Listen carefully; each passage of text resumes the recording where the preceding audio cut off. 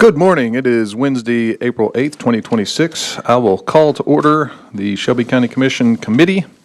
We're going to start this morning with Public Works. We're going to take a little diversion off of the agenda here.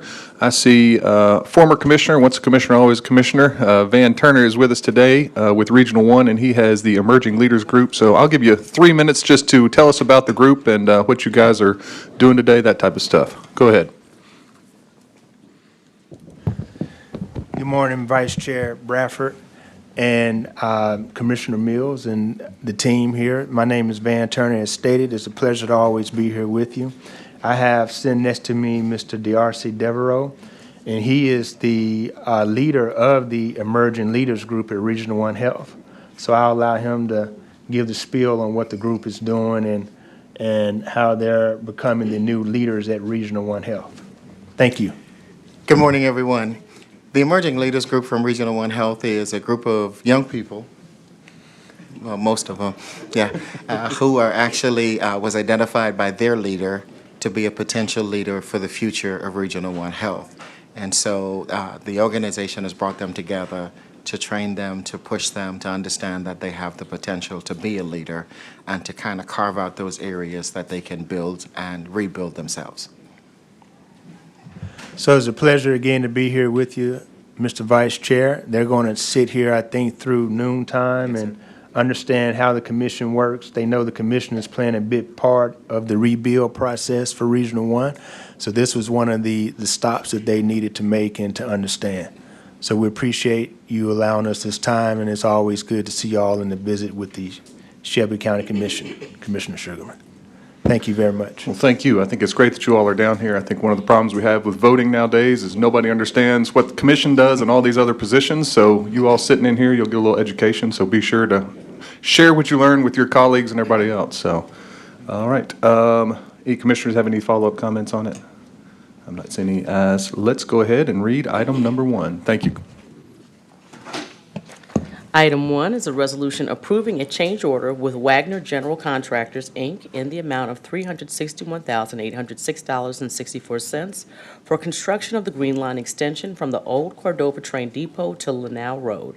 This item requires an appropriation of federal through state grant funds in the amount of $289,445.31 and roads and bridges matching funds in the amount of $72,361.33 for a total appropriation of $361,806.64 from the FY 2026 operating budget, sponsored by Commissioner David C. Bradford, Jr.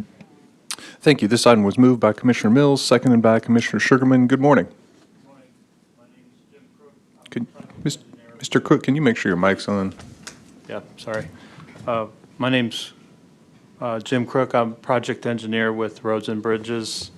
This item is a final balancing change order for the extension of the Shelby Farms Green Line from the old Cordova Train Depot to Lanao near the TVA substation. It added approximately 2.2 miles of trail and increased the total length of the Green Line to approximately 13 miles. The line share of this change order is gravel that was needed for leveling and structural support for the subbase along the alignment. The prime contractor is Wagner General Contractors.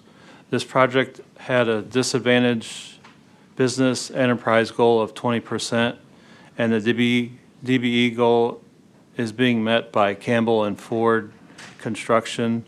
Both companies are local. TDOT has approved this change order and are funding 80% of the cost. Administration recommends approval. All right. Thank you, Mr. Crook. I do not see any. Commissioner Sugarman, go ahead. Thank you so much, Chair. And so when will this project start and end? What's the timeline on this project? The project started in 2024 and it finished September of last year, so it was a year project. Okay, and so then what's the funding going to be used for if it's already completed? It's for a cost overrun on the subbase for the asphalt trail. Okay. That's it. Thank you. Thank you, Commissioner Sugarman. All right, seeing no other commissioners in the queue, let's take this item to a vote.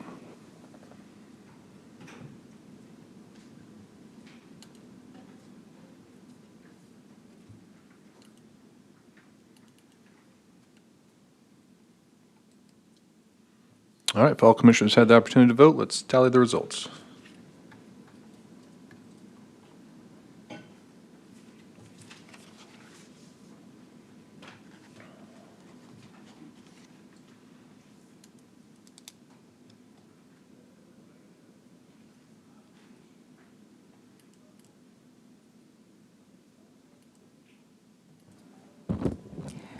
We have aye votes from Commissioners Sugarman, Mills, and Bradford. We have 3 aye votes.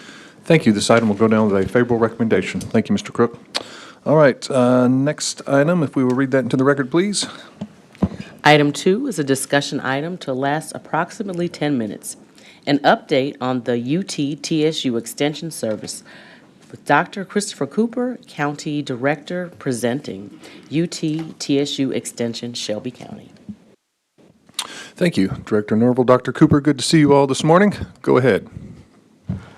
Cliff Norval, Public Works.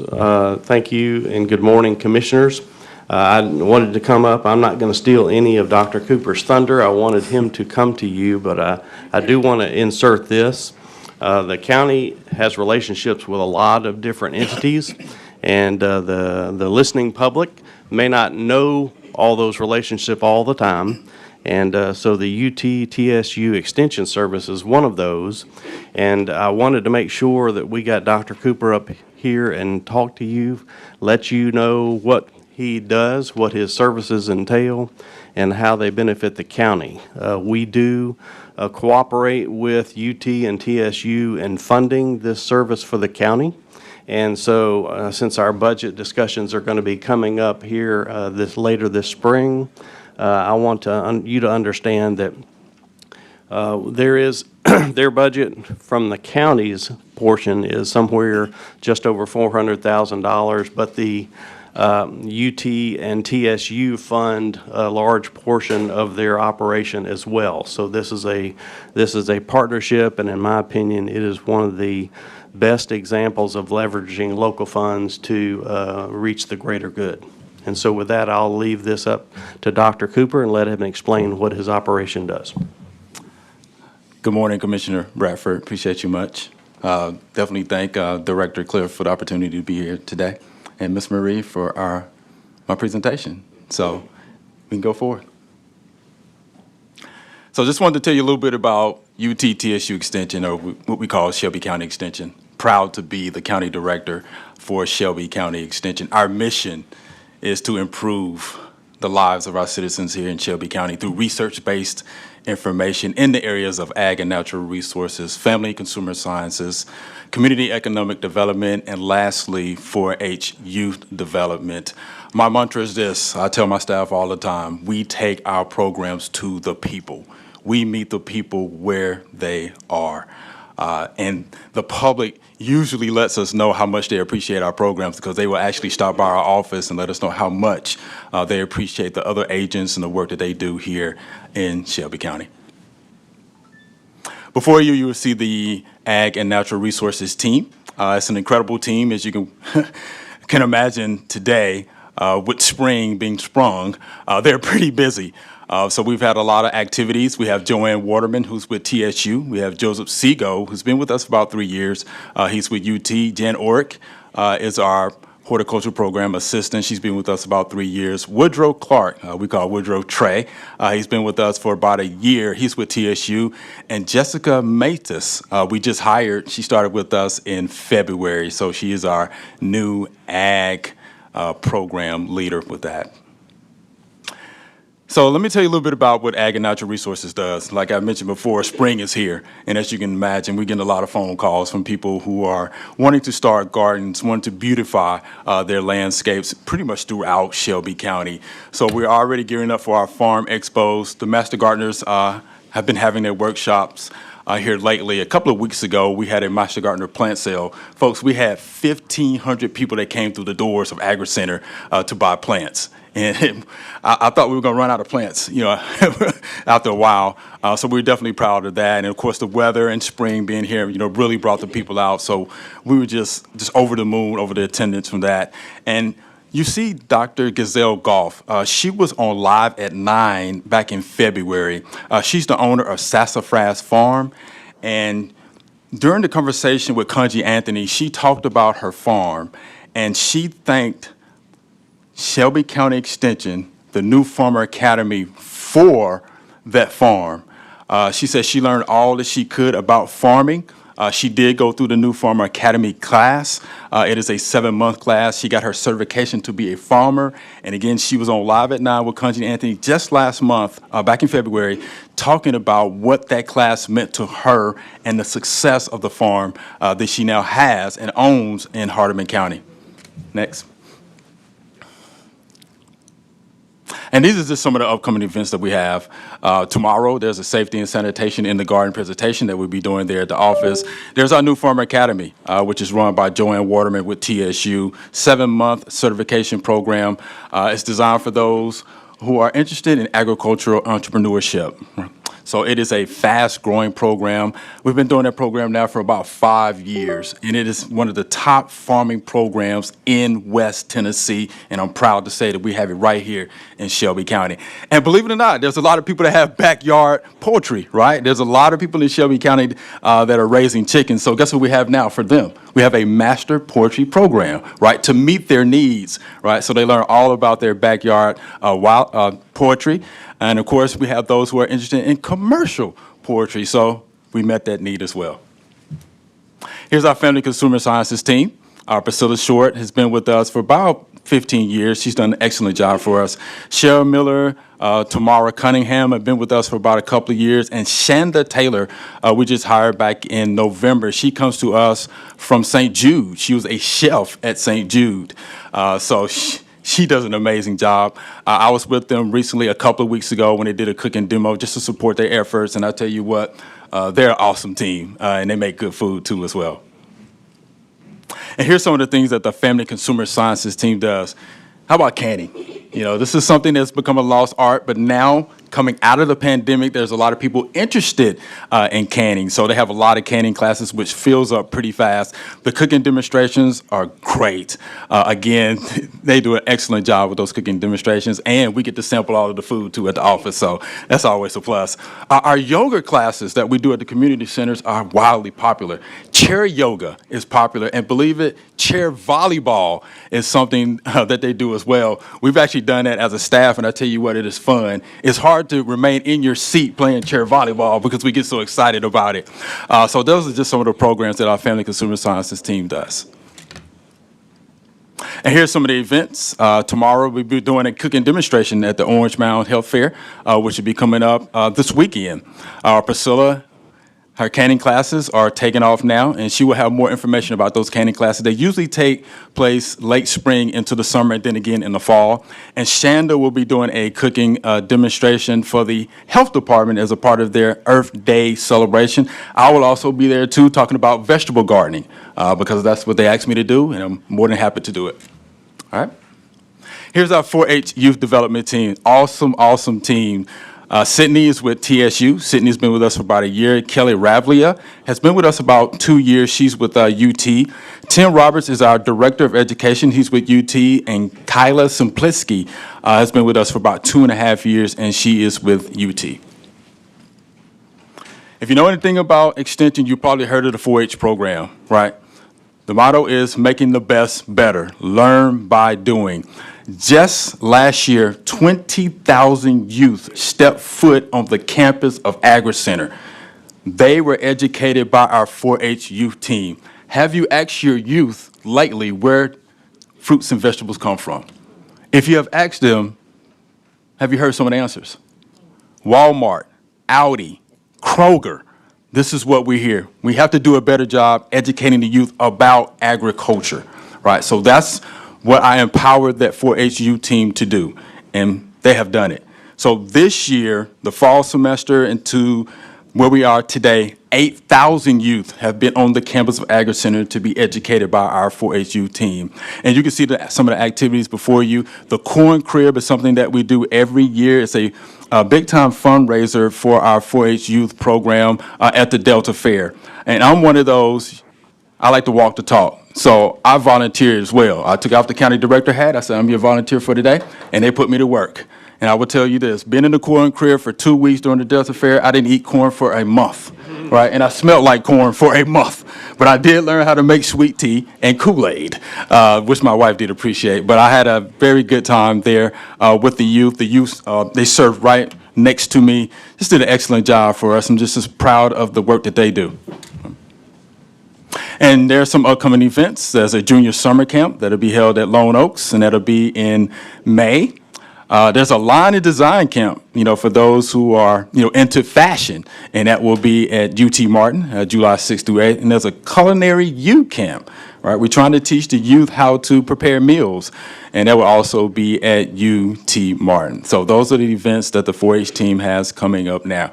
So again, life skills, right? That's what we're trying to pour into the youth, to get them to understand a little bit about agriculture and the careers that are out there for ag. Ag has changed over the years. It looks different now than it did 200-300 years ago. So we're just trying to do our part, again, to pour into them, help them develop those life skills that they need, right? And then there are future leaders of tomorrow. Some of them can be sitting where you are today. Right. Here's my support team. DeCarrie has been with me for about 16 years on the UT side. Miss Regina is our TSU receptionist and administrative aide. She sits at the first desk. Kalea Cooper, no relations. She is an awesome 4-H administrator.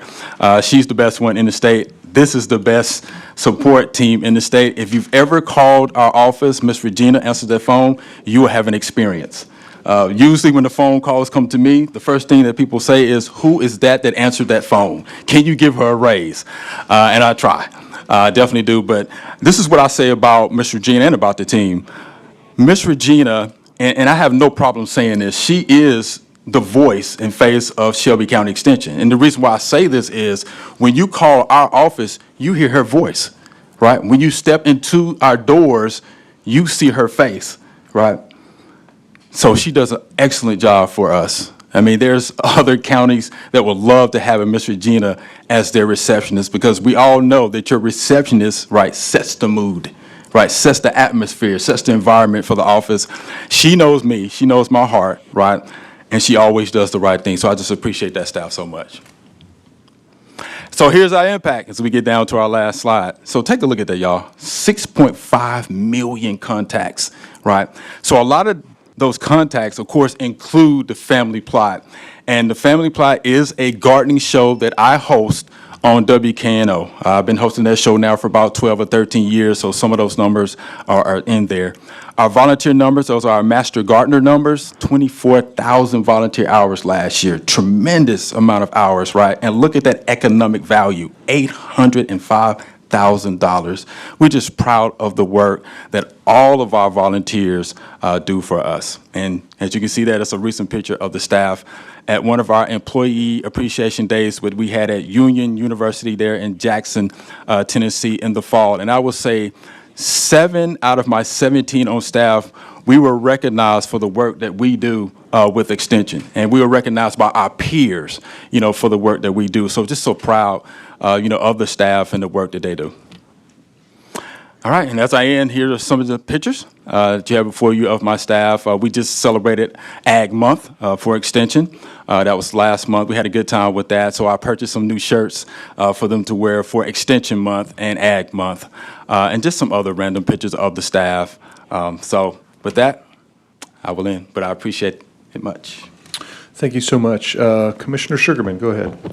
Thank you, Chair. This is very informative, so I didn't know this existed. Having said that, I noticed that you had the grades and the age for the camps. Yes, ma'am. What was the cost? I didn't see a cost associated with the camps. So the junior camp is $350. Okay. Right, and then the culinary U camp is going to be around $300. So they're roughly between $300 and $350, but I know the camp itself is $350. Okay. And then the other thing, you talked about poultry is getting, is a big thing now. Yes, I ma'am. guess because the cost of eggs going up so much. Yes, ma'am. Yes, ma'am. So if somebody wanted to maybe consider that, would you all have like some type of a program where you all can give them some advice, before they get, dive deep into like costs, things of that nature? What type, what areas? Because I know maybe in certain areas they aren't allowed to have, I don't know. Yeah, roosters. Roosters Yeah. and chicken, et cetera.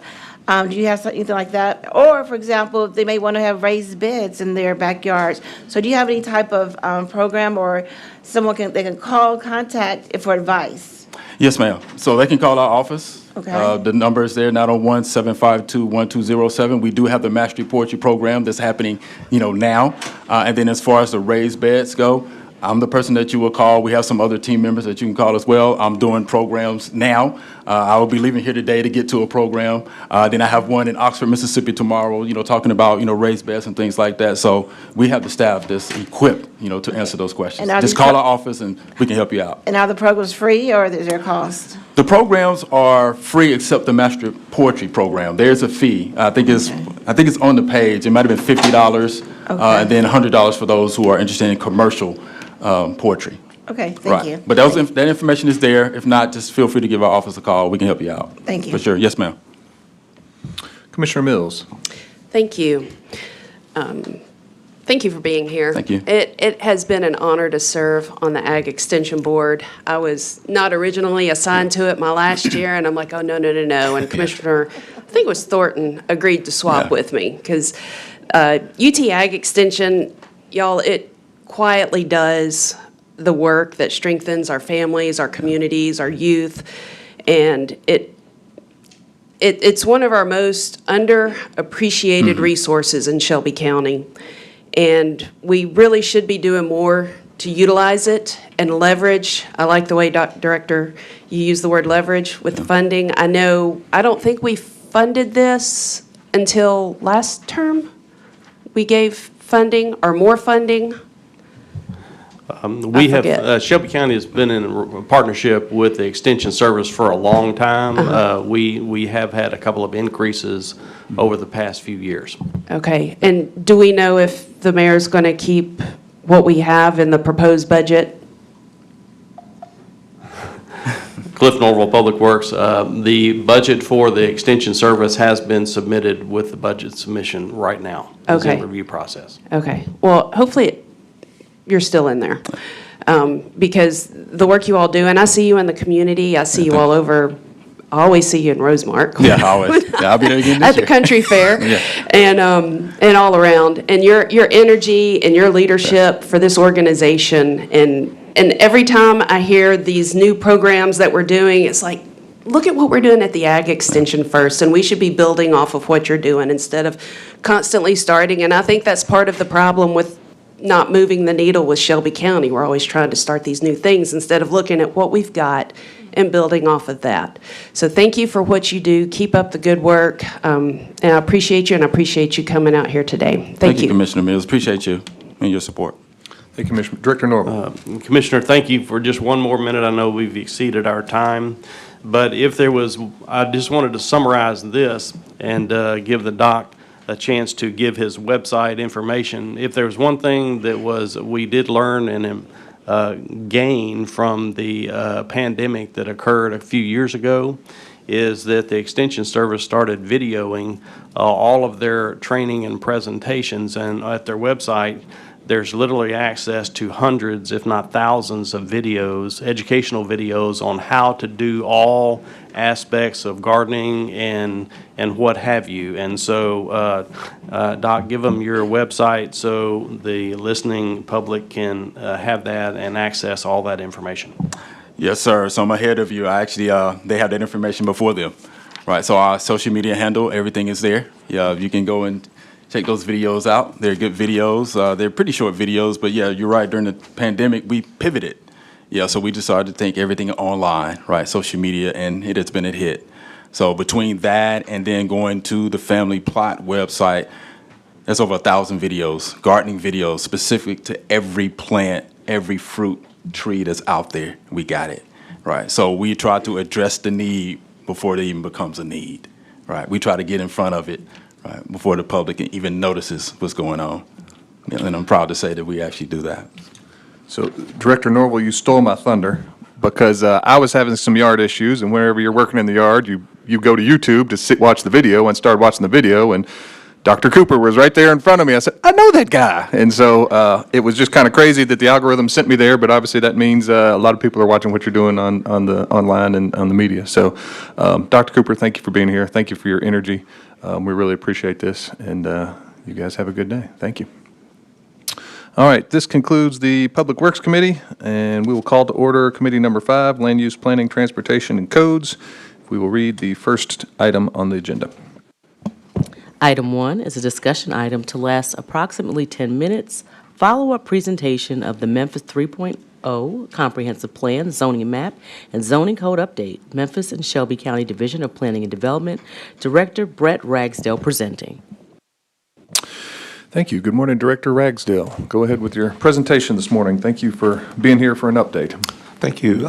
Excuse me. Brett Ragsdale with the Division of Planning and Development. Mr. Chairman, Commissioners. I have with me this morning Ms. Christina Edinburgh, who is the administrator of our comp planning team, and so she's here to answer any questions about our Memphis 3.0 updates. And then Mr. Nicholas Woodruff will actually be giving our presentation. He's managing the coordination of our teams, and so this morning he'll do the presentation. We're happy to answer any questions. All right, go ahead. Good morning, Commissioners. Thank you for having us. Today, we're going to give you a little bit of an update on where we are with the ongoing effort to update both the Unified Development Code and Memphis 3.0 Comprehensive Plan. This is a modified version of a presentation we gave a couple weeks back to Memphis City Council, which is kind of give you a little more context into some of the decisions we were making when we were making the draft zoning map. Couple brief updates. We published on March 27th, so about a week ago now, a full draft of the code text. The headline statistic, the thing we're excited about, is it cuts the word count of the UDC by 45%. So that's the big thing. That's the statistic we're most happy about, as far as creating a streamlined, a slim, modern code. We've been continuing, as you know, to hold small group meetings with neighborhoods. We've got more coming up. I'm going to one tomorrow, so that's something to be aware of. The big thing here is we will be asking the Land Use Control Board for their recommendation at their May meeting, their May 14th meeting. So that puts us in line to be to you all, as well as your counterparts to the Memphis City Council for a final vote towards the end of June. Next slide, please. So here's the map we published in February. I'm assuming we've had sit-downs with many commissioners. You've seen it. It cuts the city and the county up into 20 distinct zoning districts. There's 20 unique colors you see on that map. But really, we've gotten the most questions, the lion's share of our questions, about 3 of those districts. Next slide, please. That is the RN1, Residential Neighborhood 1. Next slide, RN2, and next slide, RN3. So that's the yellow color and then the 2 orange colors. Next slide. And here you can see, kind of from RN 1, 2, 3, there's sort of a step up in the amount of flexibility that's allowed. RN 1 allowing those, predominantly single-family uses, onto RN 2, which allows duplexes, and 3, 4plexes, onto RN 3, which allows low-rise apartments. So the single most question we've got throughout this whole process is, next slide, why are some neighborhoods RN 1, whereas others are RN 2 or RN 3? So that's the table setting. Let's back up. Next slide. Here's a statement that has been uncontroversial throughout this whole process. Folks have told us they want a vibrant, energetic downtown. We've never met anybody who says, let's make downtown worse, right? A similar statement, next slide, that we've gotten is folks want to see their nearby commercial areas revitalized, new businesses in their neighborhood. Those things have something in common. Next slide. These both require more people living in the vicinity, and that's sort of the guiding principle behind a lot of these changes you're seeing on the draft zoning map. So our draft map is proposing housing flexibility. When I say housing flexibility, I mean RN2 or RN3 in areas that either are A, next slide, feature significant vacancy, B, are near a commercial node that folks want to see revitalized, or both. And the unfortunate reality is we have a lot of those both situations, and we're hoping that this draft map can be a first step in a solution to that. When I say a nearby commercial node, it's important to know that downtown, of course, is the biggest of those nodes, but there are many throughout the city, and I'm going to give you two examples. So here's downtown. Here in pink, you see roughly downtown proper. On the next slide, you will see this is a 2-mile radius, right, of downtown in the blue. Next slide. So as we were looking at this and trying to get more people living in the vicinity of downtown, as well as addressing vacancy, and there are areas of significant vacancy on the map there, you'll see that darker orange, that RN3, which allows low-rise apartments, in a sort of backward C shape in the vicinity of downtown, and that's on the next slide. And so that's kind of the thinking, right? Let's get more people living in the vicinity of downtown. Next slide. Which of course supports downtown. I think when we talk about downtown a lot, sometimes we fall in the trap of only talking about downtown itself. Part of supporting downtown is having strong neighborhoods in the vicinity of downtown. This makes it easier for MATA to provide a quality service, of course. It's a lot easier for them, more cost effective if they're talking about folks making 2-mile commutes versus 15-mile commutes. And of course, combating vacancy, which I've mentioned. Next slide. I'll give you two more examples away from downtown. The first is the Roswell-Ansdale area. That's the neighborhood near and around the Lamar Theater, as well as the Hyde Park area shifting north. So here you see roughly the Roswell-Ansdale neighborhood, and these pink lots you see here, these are vacant lots. So if you show the graphic on the next slide, you can see that really there's kind of a cutoff where there's vacancy. There's vacancy sort of inside that right angle and not much outside, right? So that's what that informs the decision we made on the map. So the Roswell-Ansdale neighborhood itself, we've recommended RN2 that allows duplexes, that allows 3 and 4 plexes on corner lots.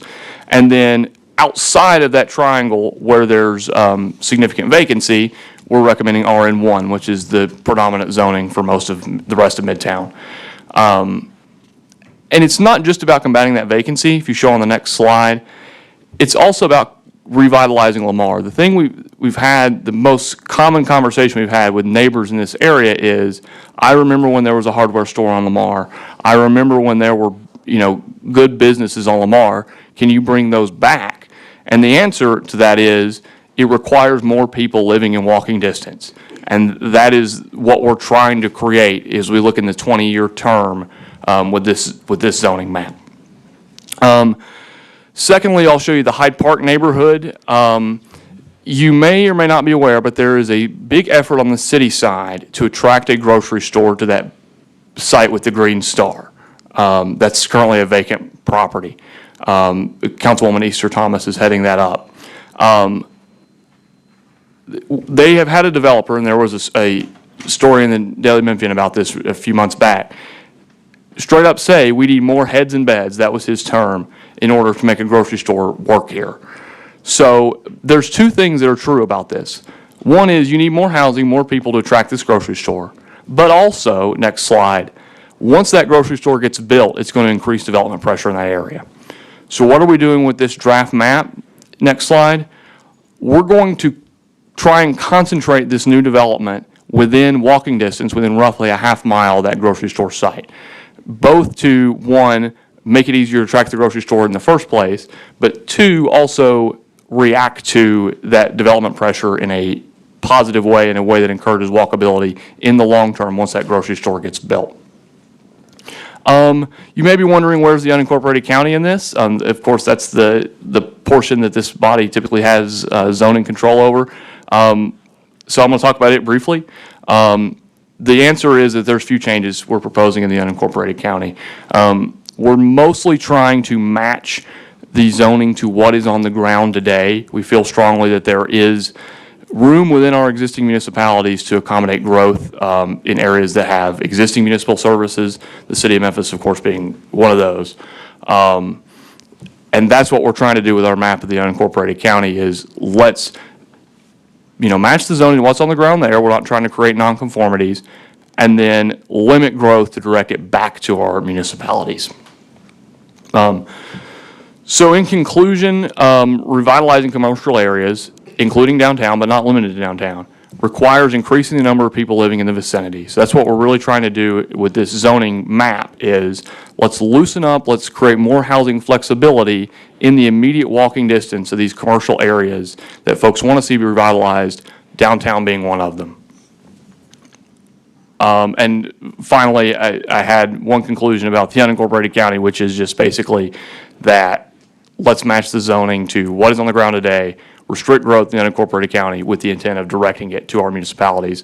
And with that, I'm available for your questions.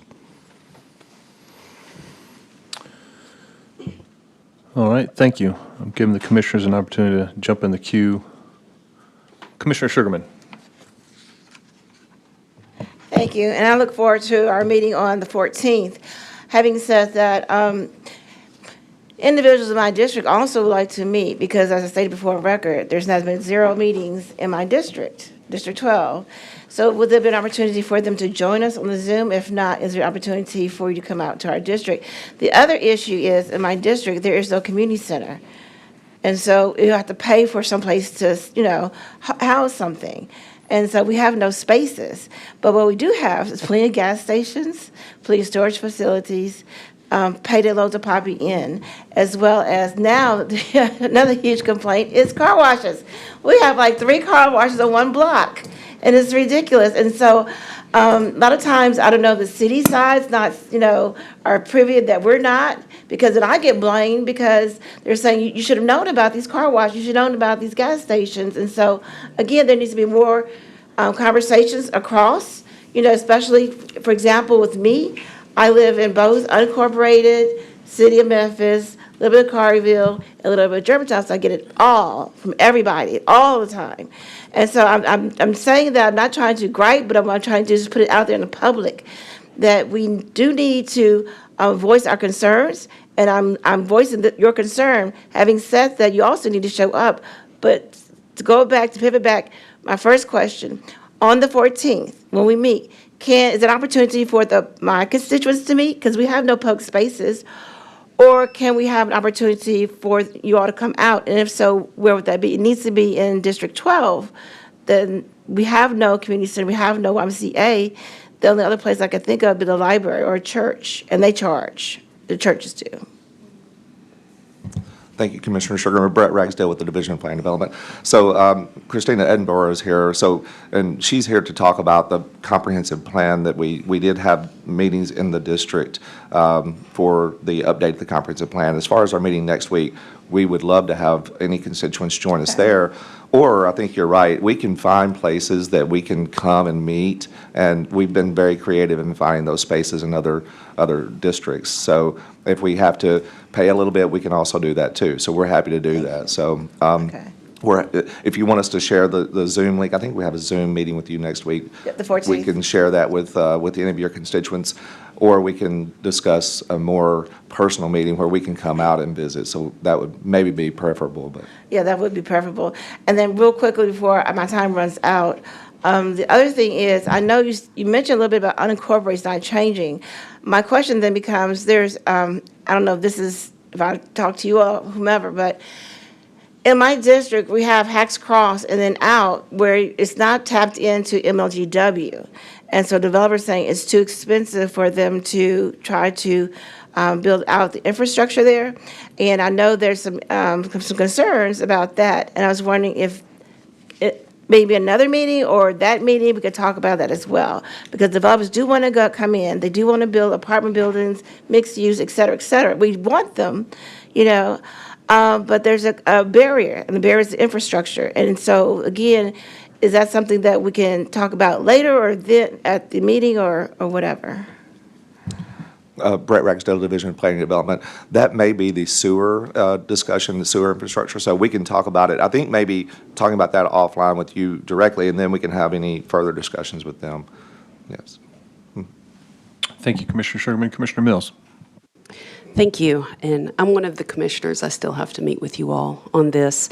My question is, as far as housing, building housing, are there any, I had a builder ask, are there any incentives or relief of any kind for builders of affordable housing, anything for them? Or are we to make sure the projects are financially viable for them? So to answer your question, not through the zoning code, and we're actually, we can't do that. In some states, you can do that through the zoning code, not in Tennessee. The answer is if they're in the city of Memphis, they need to get in touch with city HCD, and then we also have this small mighty team at the county Department of Housing as well, which is in our division. Yep. Okay. Could you email me what you just said so I could forward that information along? Thank you. Absolutely, yes. All right, thank you, Commissioner Mills. When we first brought this forward, there were some concerns from constituents that not all the documents were available online. I think from your presentation, everything is there now, so hopefully if folks have concerns and comments, they're downloading it, going through it with a fine-tooth comb, and providing you guys comments, right? Yes, that's the hope. Yeah, Okay. yeah. All right, excellent. All right, I don't see any further commissioners in the queue. Thank you all for coming back with a follow-up. I guess we'll see you in a month or so for another round. Excellent. Sounds great. Thank you all so much for being here. That concludes land use planning, transportation, and codes.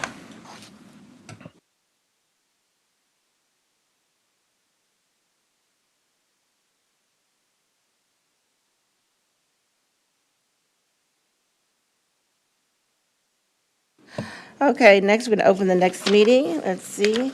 General government, we have one item. Please read the item to the record. Yes, ma'am. Item 1 is a resolution approving the election of notaries public for appointment and or reappointment for Shelby County, Tennessee, sponsored by Henry E. Brooks. Okay, thank you. And I don't see any commissioners in the queue, so let's take this item down for, it's been moved by Commissioner Mills and second by Commissioner Bradford. Now I don't see anybody in the queue. Let's take this item down for a vote.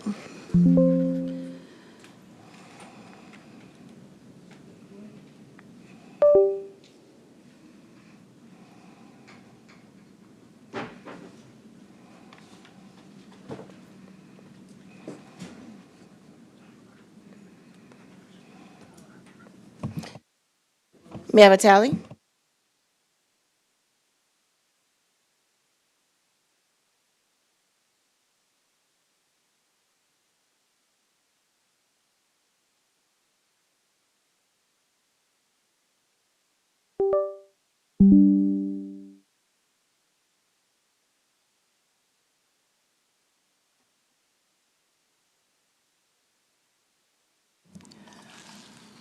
We have aye votes from Commissioners Sugarman, Mills, and Bradford.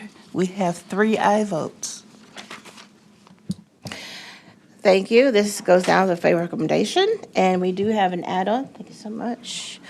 Would you please read it into the record?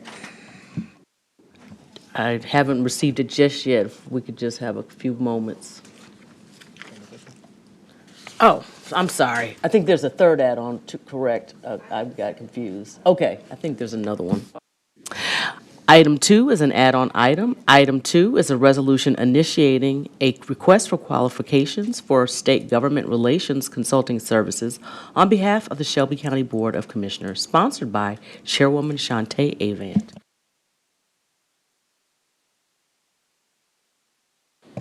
Okay, this item has been moved by myself and seconded by Commissioner Bradford. The sponsor is not here. Would anybody like to discuss this? Commissioner Mills.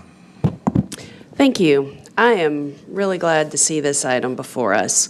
I hope we have a lot of people interested because this is hugely important for us. Everything at the state, you know, some people say that they just hate Shelby County and whatnot, but there are a lot of little fires that need to be put out before things hit committees in Nashville, and our previous lobbyists did that. I know when I was the chair of the legislative committee, I mean, it was constant things that we were trying to put out before they got passed, and then we had to address them.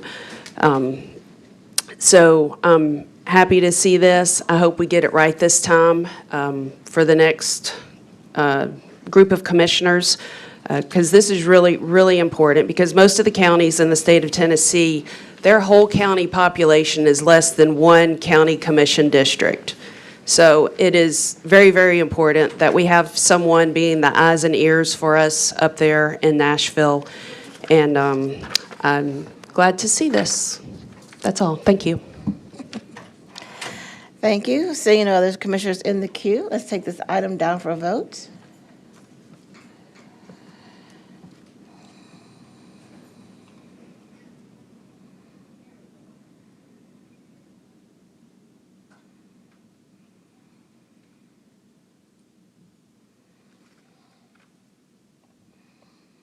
May I have a tally?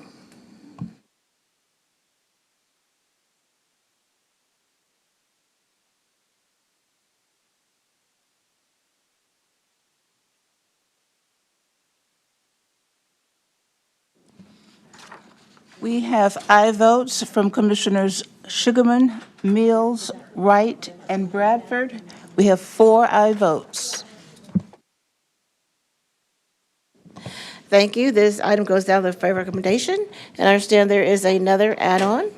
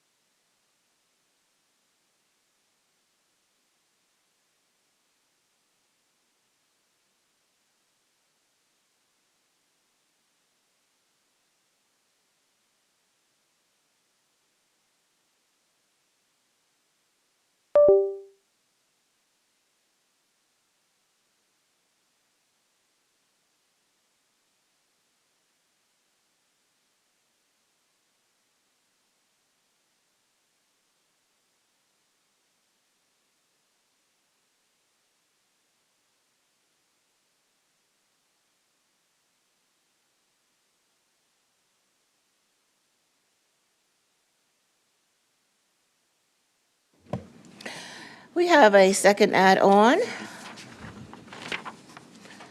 And I have a question. Do we need to suspend the rules when we add add-ons? Okay, because I didn't do that last time. Yes, and I'm sorry, Okay, no problem. I was doing Okay, let's multiple read the things. item into the record, and then I'll suspend the rules. And not because of it's an add-on, because it doesn't Meet the have the rules. required attachments, it doesn't have the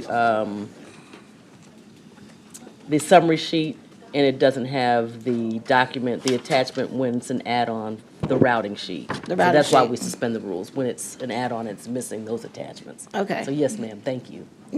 Okay.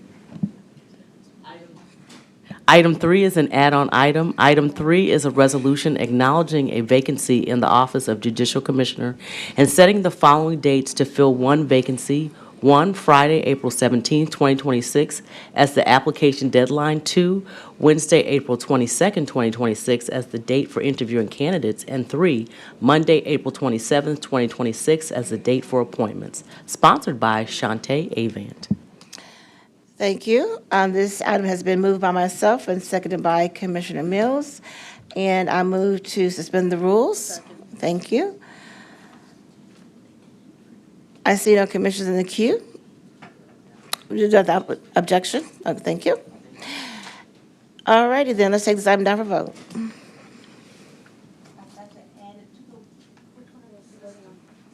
Okay, no problem.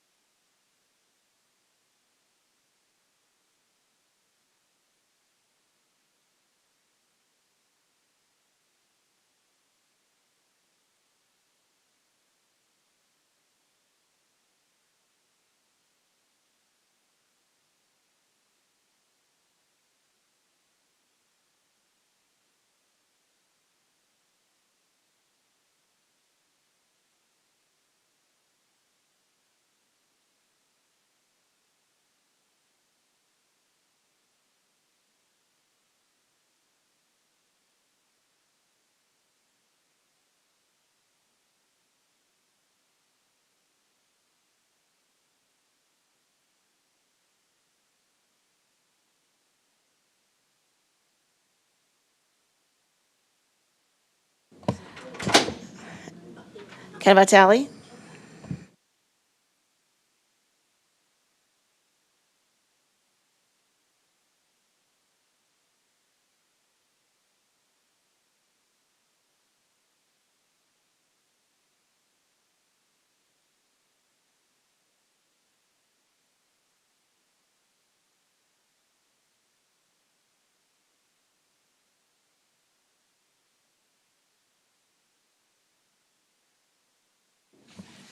We have aye votes from Commissioners Sugarman, Mills, Wright, and Bradford. We have 4 aye votes.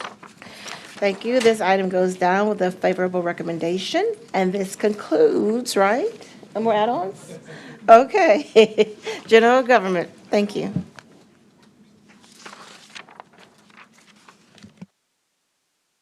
Let's open it up. Core City Neighborhoods and Housing. Parliamentarian, please read item number 1 into the record.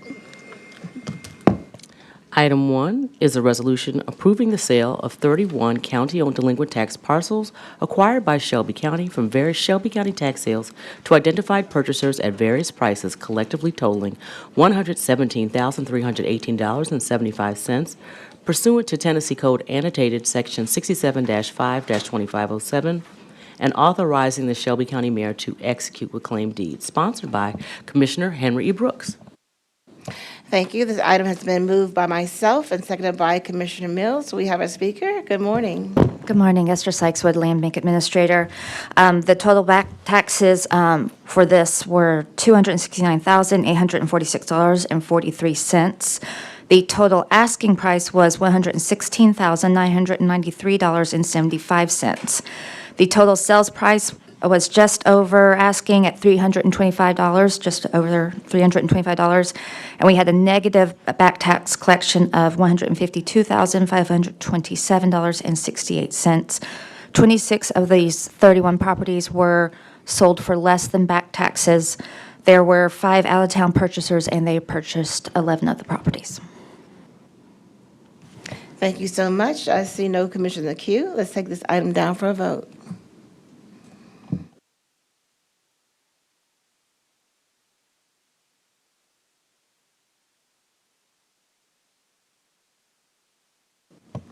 May I have a tally?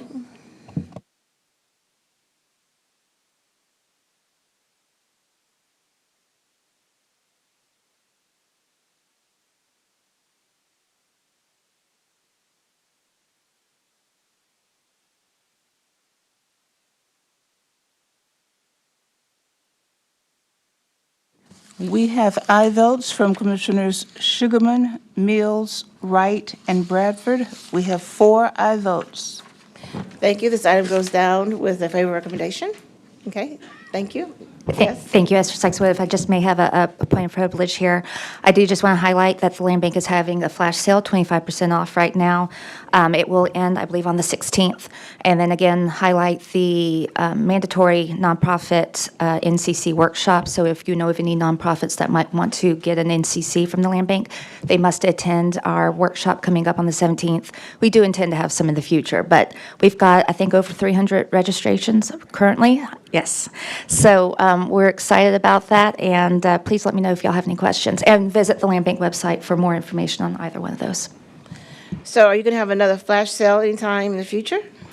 We are monitoring how this one is going, and I think we got over 40 applications over the weekend, so that was good. Things had really slowed down. I mean, obviously, the market's not the best right now. But it was in direct response to that, and we saw a nice little uptick. It's good. Commissioner Mills is in this queue. Thank you. 300 nonprofits have already signed up for the... Esther Sykeswood, Land Bank. We have 300 individuals signed up, so there might be multiple individuals with a nonprofit, but yes. And was that just with an online notice they sign up, or did you mail out notifications to nonprofits? We have done social posts, and we have not put out our notice to the media yet. Press release, thank you. We have not put out a press release for this one yet, but we intend to, so I think we will get more. Is there a capacity? No, it's, well, 1,000. Or is it online? Oh, It's online, 1,000. yeah. Okay. So, yes. Okay. That was the funding amount the Land Bank had to host, was an online. Okay. I'm blown away at the number you've got already. I've got more questions. I'll follow up Yes, online on please. that. Thank you. Thank you so much. So this concludes Chorus City. All right, I'll call to order Committee Number 4, Law Enforcement, Corrections, and Courts. Madam Parliamentarian, would you read item 1? Item 1 is a resolution to approve the purchase of Winchester ammunition from Precision Delta Corporation on behalf of the Shelby County Sheriff's Office. This item requires the expenditure of fiscal year 2026 general funds in the amount not to exceed $166,744.39, sponsored by Commissioner McWright. All right, thank you. It looks like my screen is a little off, but it looks like this has been moved by Commissioner Mills, seconded by Commissioner Bradford. Is that correct? Commissioners? Okay. Good morning, Chief Lindsay. You have the floor. Good morning, Chairman Wright, Board of Commissioners. Alicia Lindsay, Chief Administrative Officer, Shelby County Sheriff's Office. This resolution approves the purchase of Winchester duty and training ammunition for the Shelby County Sheriff's Office Training Academy for operational readiness. There's a need that we must meet mandatory deputy training, firearm qualifications, and for duty use. And this ensures that we are in compliance with law enforcement standards and officer safety. The total cost of this purchase is $166,744.39, and funds are available in the Shelby County Sheriff's Office General Fund budget. We are procuring this purchase via a sole source vendor, Precision Data Corporation, and they are the regional vendor approved by the state of Tennessee. It has a state contract, and the pricing is based upon that state contract. There is no impact to personnel contracts or any subawards. And if this purchase is not approved, then it will disrupt our training operations and our inability to meet certification standards. The Shelby County I forgot to introduce you all to Lieutenant Hilliard. He's with our Shelby County Sheriff's Office Training Academy. So if there are any technical questions, he can help us with that. And so the Shelby County Sheriff's Office recommends approval of this item, and we're happy to answer any questions you may have. Thank you. All right. Thank you, Chief. Thank you, Lieutenant, for being with us. I don't see anyone in the queue. And if that's the case, let's take this to a vote.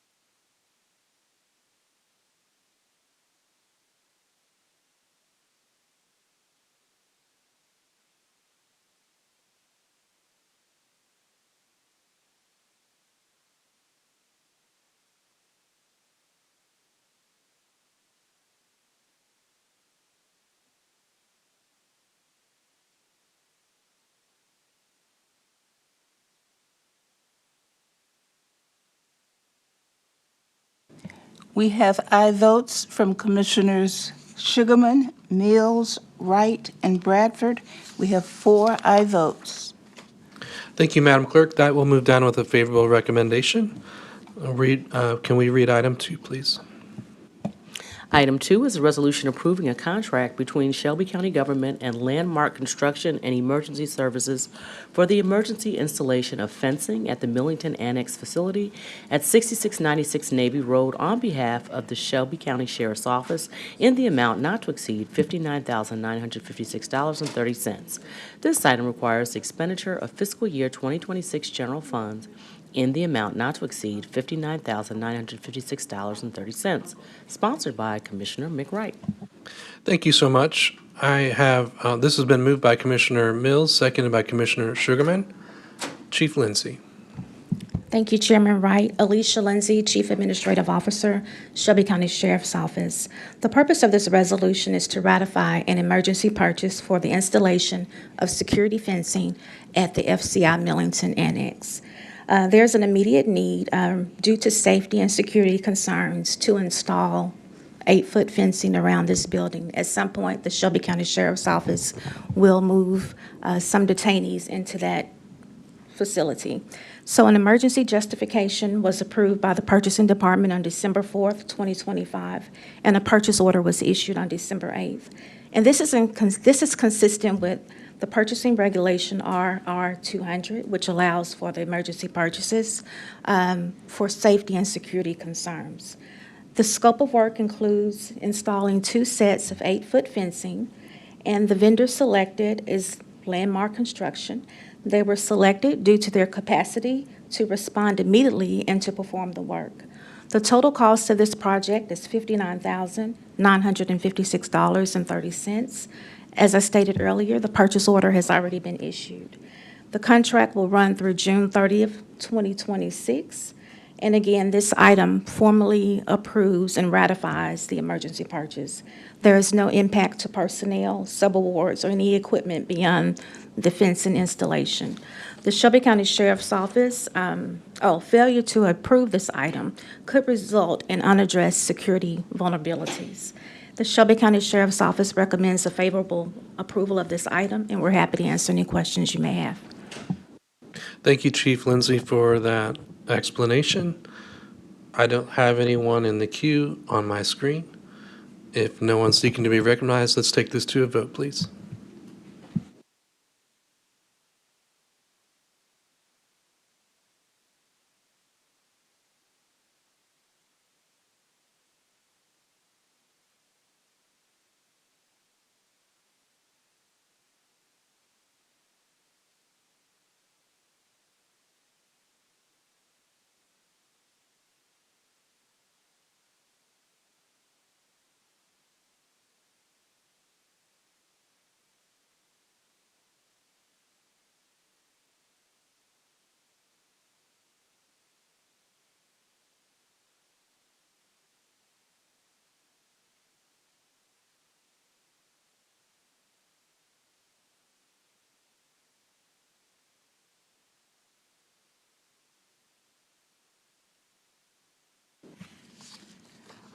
We have aye votes from Commissioners Sugarman, Mills, Wright, and Bradford. We have 4 aye votes.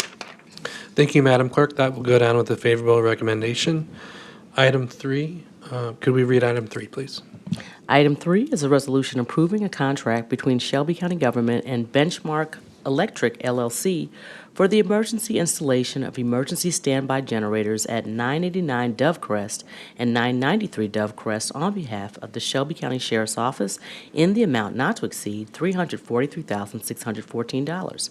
This item requires expenditure of fiscal year 2026 general funds in the amount not to exceed $343,614. Sponsored by Commissioner McWright.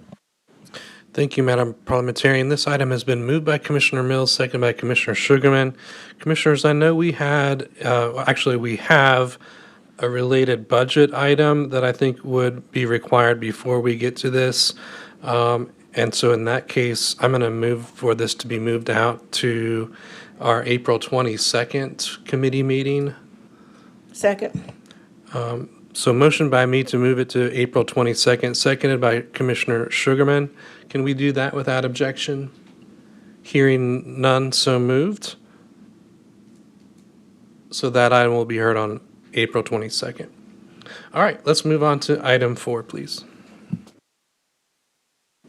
Item 4 is a resolution approving a contract between Shelby County Government and ITW Food Equipment LLC DBA Hobart Services for the emergency repair and maintenance of dishwashing machines, ovens, warmers, and coolers in the jail kitchen of the main jail located at 201 Poplar on behalf of the Shelby County Sheriff's Office in the amount not to exceed $54,087.30. This item requires the expenditure of fiscal year 2026 general funds in the amount not to exceed $54,097.30. Sponsored by Commissioner McWright. All right, thank you. This item has been moved by Commissioner Sugarman, second by Commissioner Mills. Chief Lindsay. Thank you, Chairman Wright, Board of Commissioners. Alicia Lindsay, Chief Administrative Officer, Shelby County Sheriff's Office. This resolution ratifies an emergency contract for repairs and maintenance of critical jail kitchen equipment at 201 Poplar. Repairs are required for the dishwashers, ovens, warmers, and coolers, which are essential to daily food service operations for detainees. And failure of this equipment will create a risk to health, safety, and jail operations. An emergency justification was approved by the Purchasing Department on November 6, 2025. The purchase order was issued on November 19, 2025, in accordance with Rules and Regulations 200 of purchasing policies that allow for purchasing regulations when there's a threat to safety. The selected vendor is ITW, doing business as Hobart Services. The cost is $54,087.30. Funds are available in the Shelby County Sheriff's Office General Fund budget. The contract terms are through June 30th, 2026. And again, this formally ratifies the approval of the emergency procurement contract. There are no additional impacts to this contract, no personnel or subawards. And this supports the continuity of essential jail operations. The risk, if not approved, will be potential disruption to meal services for detainees and increased health and sanitation risk. The Shelby County Sheriff's Office recommends favorable approval of this item, and I'm happy to answer any questions you may have. Thank you. Thank you, Chief Lindsay. I put myself in the queue just because I noticed it looks like there might be a discrepancy in the caption between the two figures. Is that right? I'm seeing a 97 and an 87.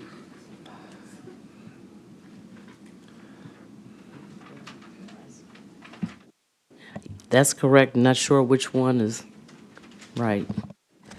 Alicia Lindsay, Chief Administrative Officer, Shelby County Sheriff's Office. The correct amount is the $54,087.90. 30 cents. Thank you. Okay, so save $10. So that first figure is correct, and okay. I'm going to make a motion that we amend the caption. Seconded by Commissioner Mills. Can we do that without objection? Hearing none, so moved. So that caption should read the same in both instances and throughout the document.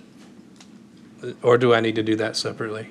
Yes, sir, and I'll just note for the record that we would just consider this a Scrivener's error, so this will still be on the consent agenda. We won't pull it off Okay. for that. Oh, Yes. great, okay. Okay. Thank you.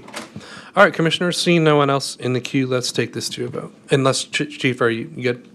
All right, let's take this to a vote.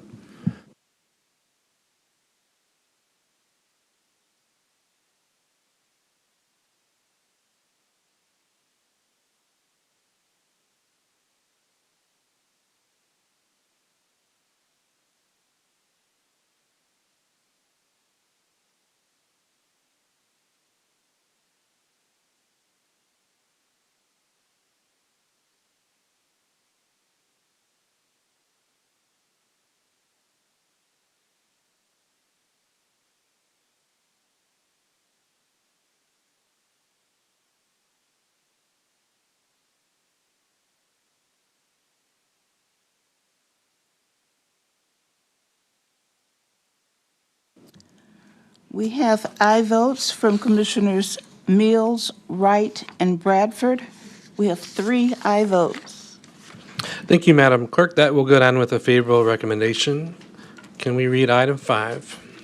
Item 5 is a resolution from the Shelby County Board of Commissioners requesting the issuance of a study on the Justice Center Ad Hoc Committee findings, sponsored by Commissioner David C. Bradford Jr. and Chairwoman Shantae K. Avan. Thank you. This item has been moved by Vice Chair Bradford, seconded by me. I will recognize Vice Chair Bradford.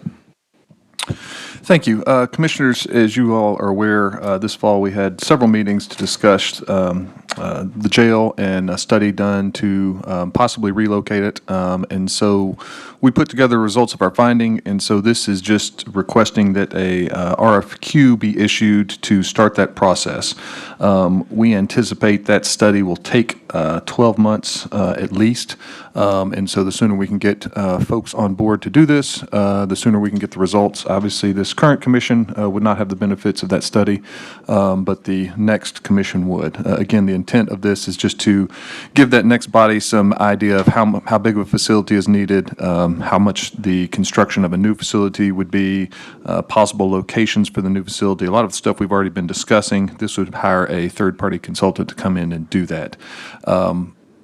I think there's probably some political back and forth that we're going to get on this as to who funds this study. Is it the administration? Is it the sheriff? Is it the commission? And so I think we're still trying to hash a little bit of that out, but this was trying to get something in front of us so that we could move this project forward. And when we are out lobbying for funding, we would actually have a high-level plan in place to show folks what we're looking for. So I'm open to any additional questions. Thank you, Vice Chair Bradford. Commissioner Mills, you're in the queue. Thank you. What is the difference in this and the jail study that was just done? The jail study that just done, I believe, was done by CTAS, and there's a lot of holes in that. As we were going through on the ad hoc, there was additional questions that were not answered in that report. One of the things we're asking in this RFQ to do is to study other similar municipalities to provide information on how those municipalities function. We've had some discussions of moving the jail out of downtown, but possibly leaving the courts here. What does that do to that relationship? It gives us a lot more detail, and the study should give us a lot more detail than what CTAS provided us. Would CTAS be willing to do that? Plug the holes that we had questions on? That is a good question. I don't know that we have asked CTAS for further involvement, but we could certainly reach out before this RFQ gets issued.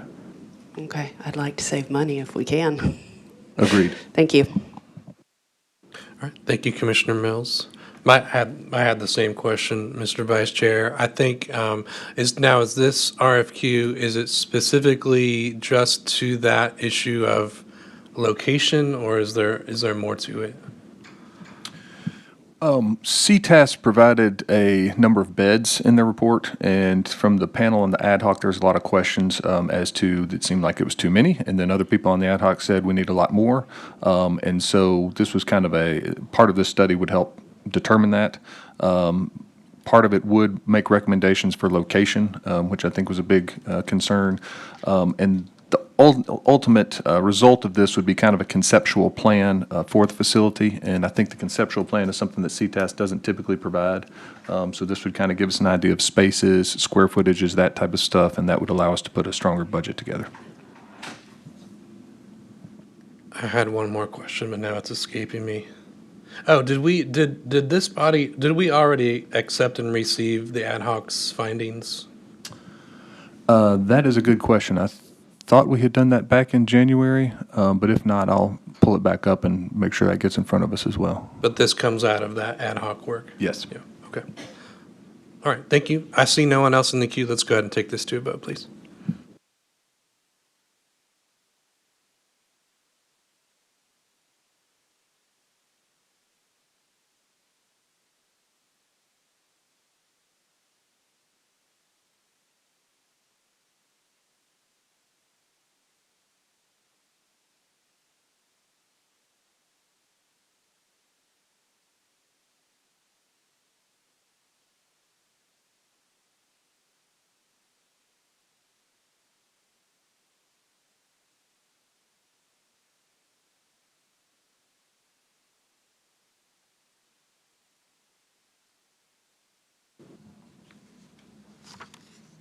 We have aye votes from Commissioners Whaley, Wright, and Bradford. Commissioner Mills has abstained.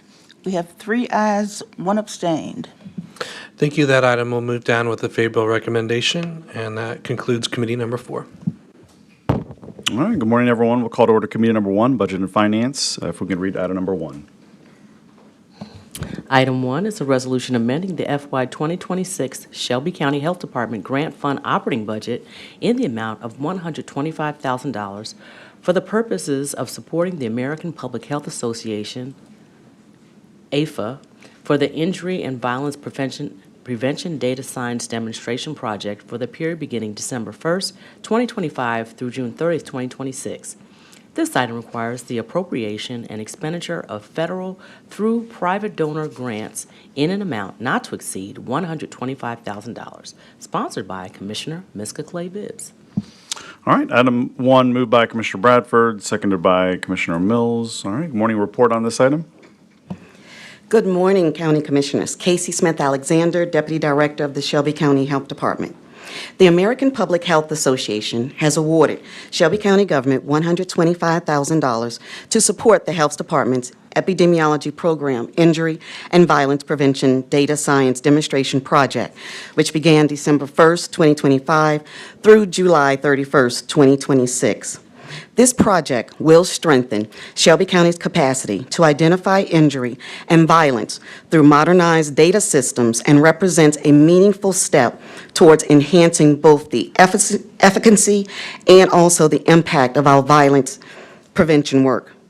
The purpose, furthermore, for this project is to build the modern data infrastructure and centralize, standardize, and automate our injury and violence data set workflows, including the development of a public-facing data dashboard to support community partners in prevention and intervention efforts.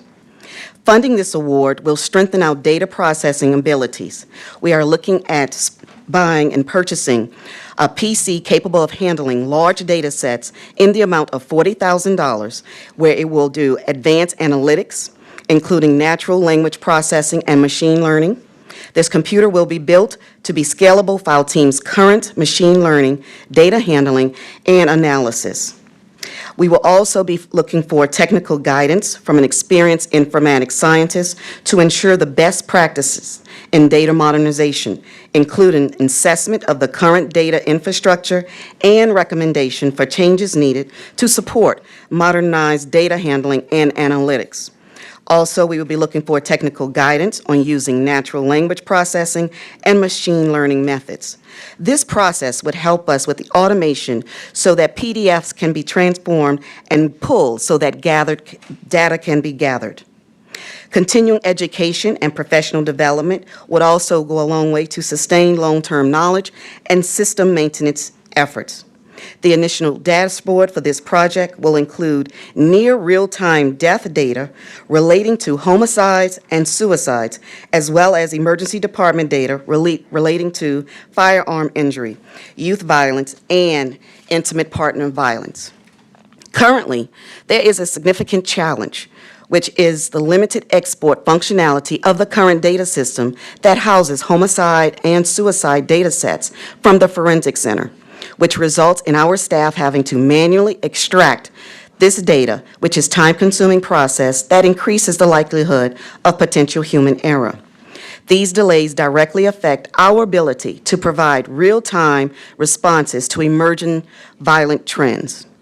Automating the data extraction for homicide cases will reduce processing time from several minutes per case to just seconds.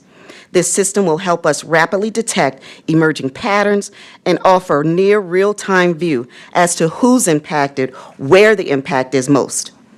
When these incidents occur, this will be the most needed urgent needs within Shelby County. We ask that you respectfully approve this resolution so we may fully implement these improvements and advance Shelby County capacity to prevent injury and violence through timely, high-quality data. Thank you. Okay, thank you, Director Alexander, for that thorough report. Do we know who is APHA using a subcontractor or a vendor for this, for the machine learning, and are they doing it internally? Casey Smith Alexander. We will be working with our IT here to actually purchase the equipment with them so that it's compatible with our system. Okay, great, okay. All right, I see no one else on the screen. We can prepare this item for a vote.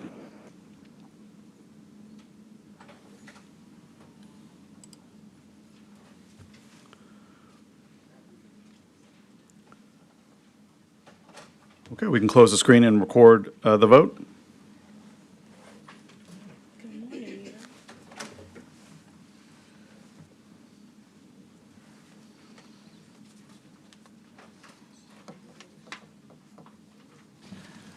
We have aye votes from Commissioners Whaley, Mills, Wright, and Bradford.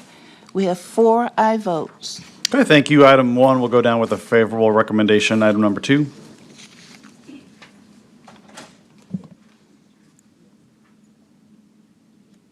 We can do item 2. Item 2 is a resolution amending the FY 2026 Shelby County Health Department Grant Fund operating budget and accepting the full grant award in the amount of $2,999,921, including $261,527 for fiscal year 2026 for the purposes of supporting the Tennessee Opioid Abatement Council, OAC, Community Grant Program for opioid abatement and remediation activities for the period beginning January 1, 2026 through December 31st, 2028. This item requires the appropriation and expenditure of state grant funds in an amount not to exceed $261,527, sponsored by Commissioner Miska Clay Bibbs.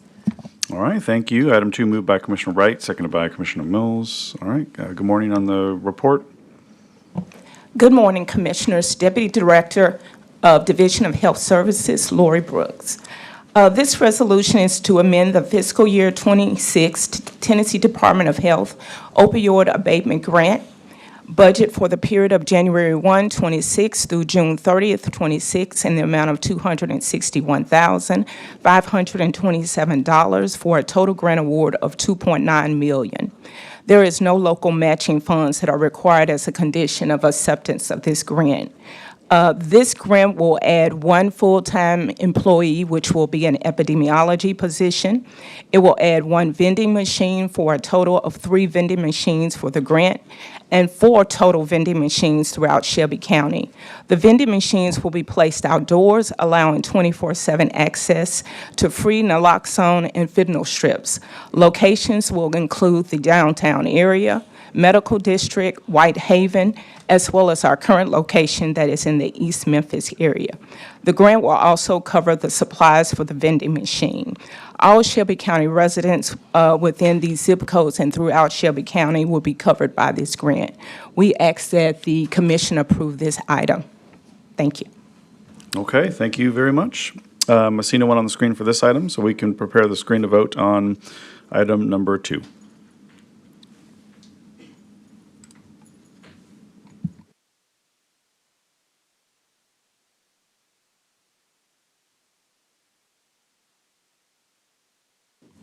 All right, we can close the screen and record the vote.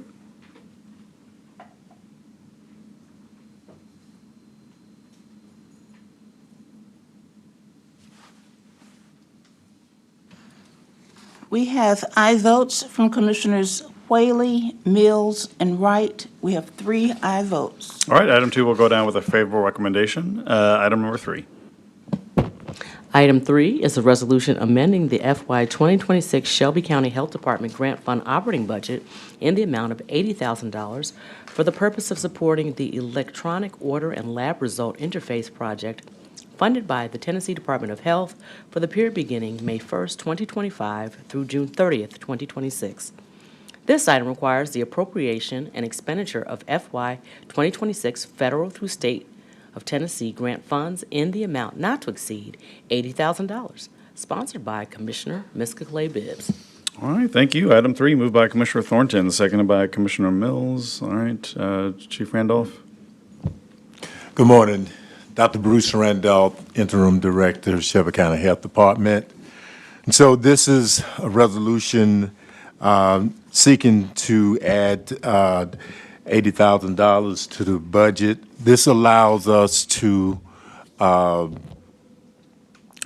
connect with the Tennessee State Lab and our lab in terms of being able to order and receive results from laboratory results from the lab.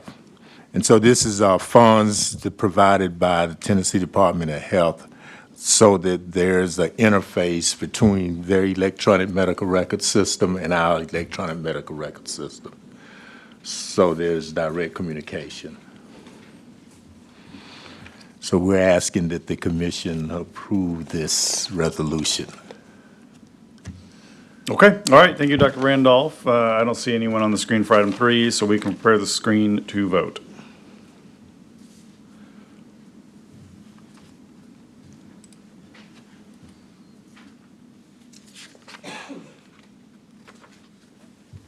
you can close the screen and record the vote.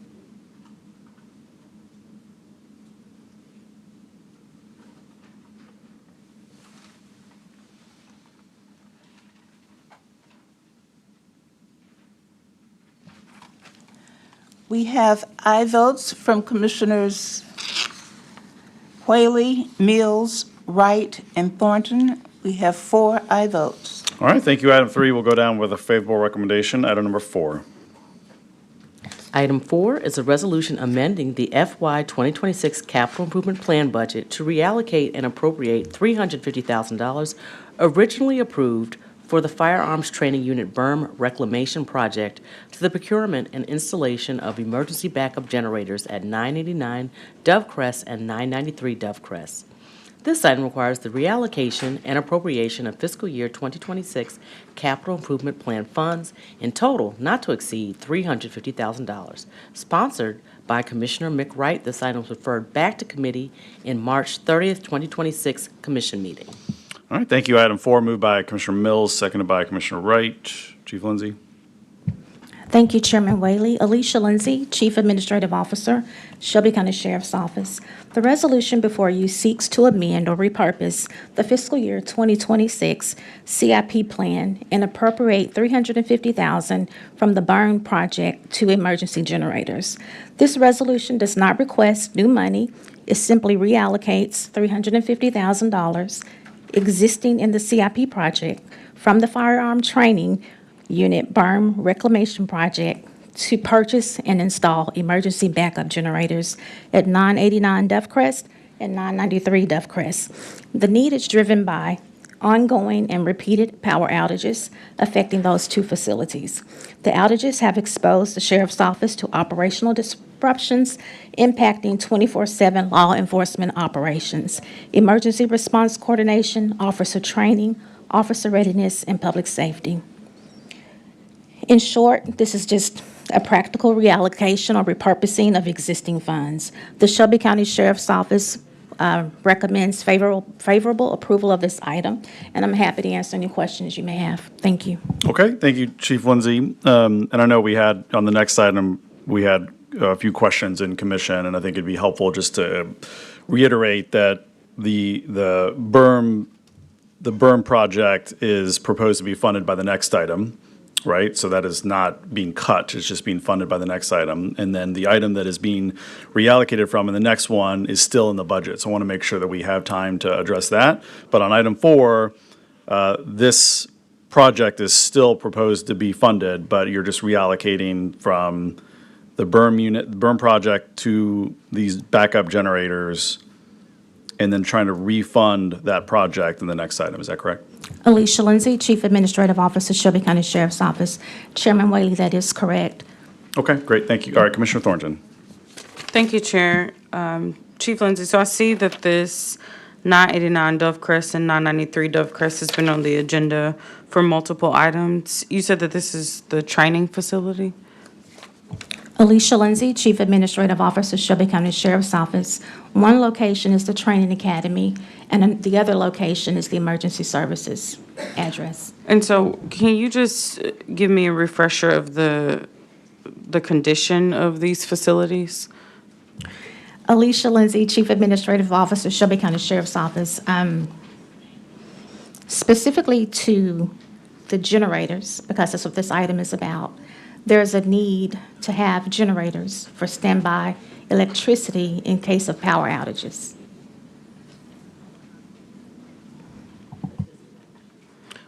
Okay, so the question was about the status of the facility. So what is the condition of these facilities? Alicia Lindsay, Chief Administrative Officer, Shelby County Sheriff's Office.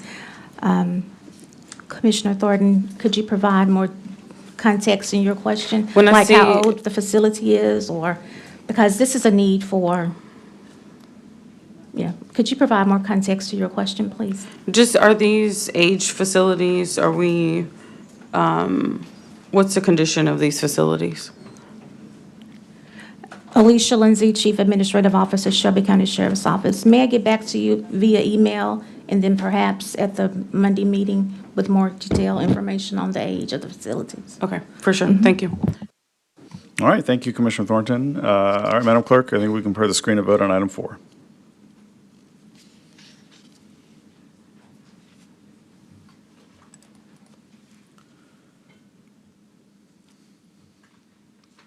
Okay, we can close the screen and record the vote.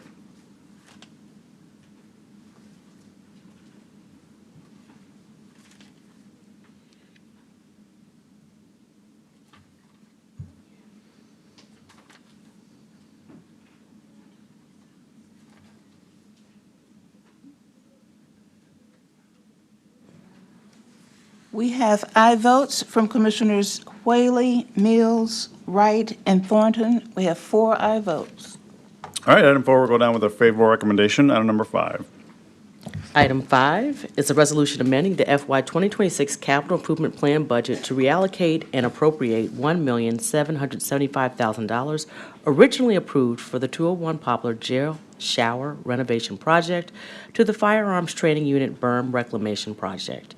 This item requires the reallocation and appropriation of fiscal year 2026 Capital Improvement Plan funds in total not to exceed $1,775,000, sponsored by Commissioner McWright.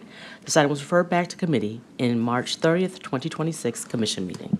All right, thank you. Item 5 moved by Commissioner Wright, seconded by Commissioner Thornton. Chief Lindsey. Thank you, Chairman Whaley. Alicia Lindsay, Chief Administrative Officer, Shelby County Sheriff's Office. The resolution before you seeks to amend or repurpose the fiscal year 26 Capital Improvement Plan project for the jail showers to the Firearms Training Unit Berm Reclamation Project. That's a total of $1,775,000 that we're moving from one project to another project. The shower renovation project cannot be completed in fiscal year 2026 because the required architecture and design work must be completed before the project can go out for bid.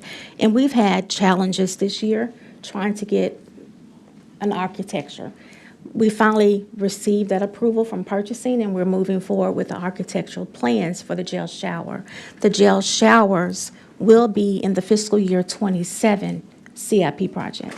So we're not eliminating the jail shower project. We're just pushing it to fiscal year 2027 due to the inability to obtain a vendor for the design.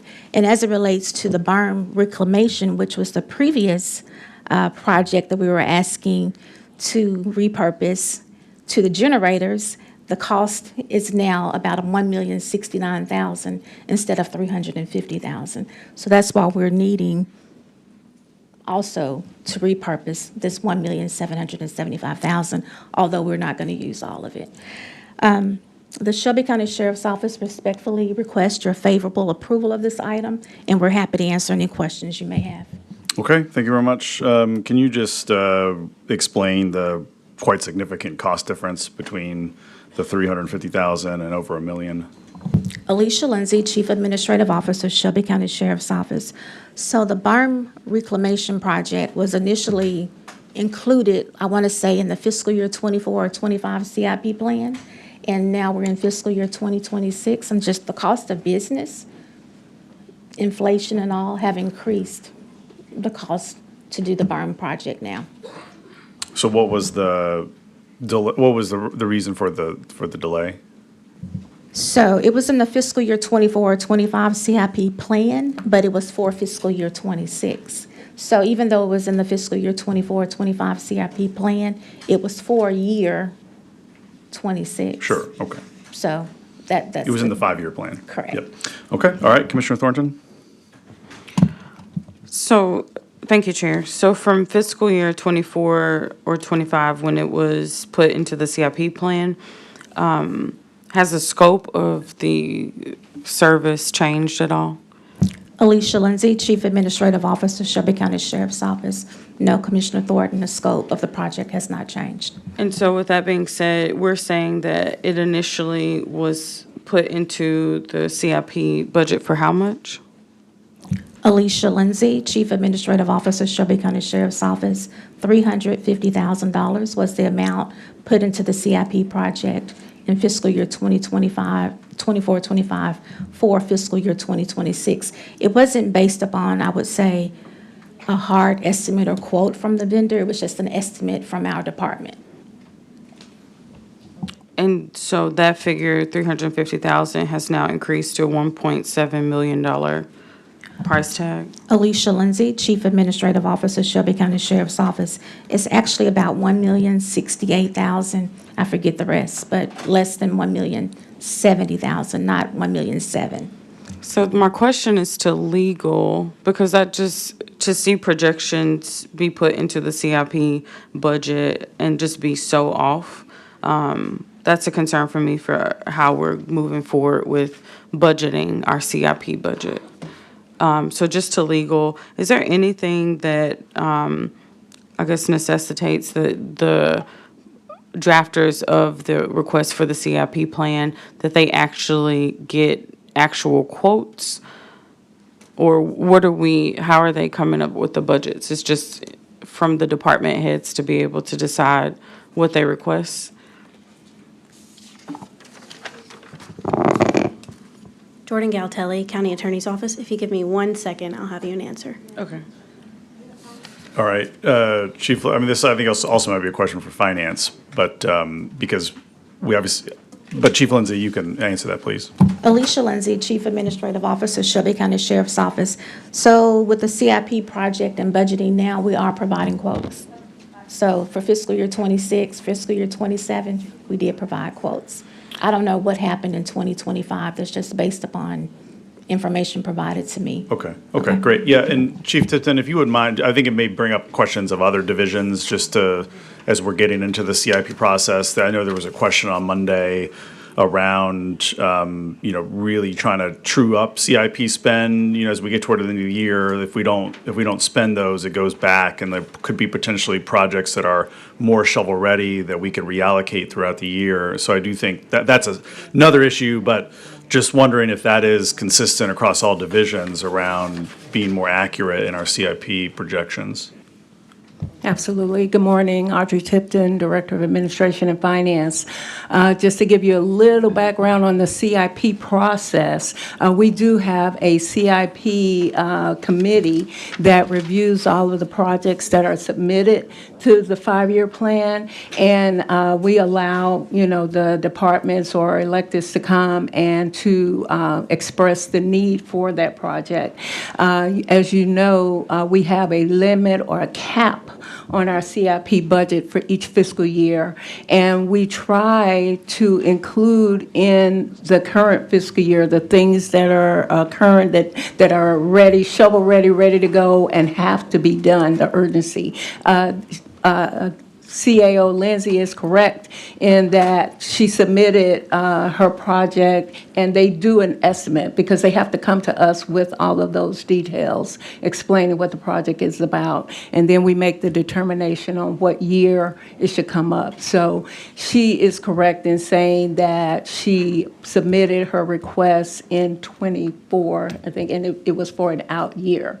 So that's the way it moves up. And to address Commissioner Whaley, at the end of the current fiscal year, if you have a project, you being the departments or elected officials, if you have a project that is within that current fiscal year and you do not fulfill that project or come to the commission and get a resolution to appropriate it, it does fall back.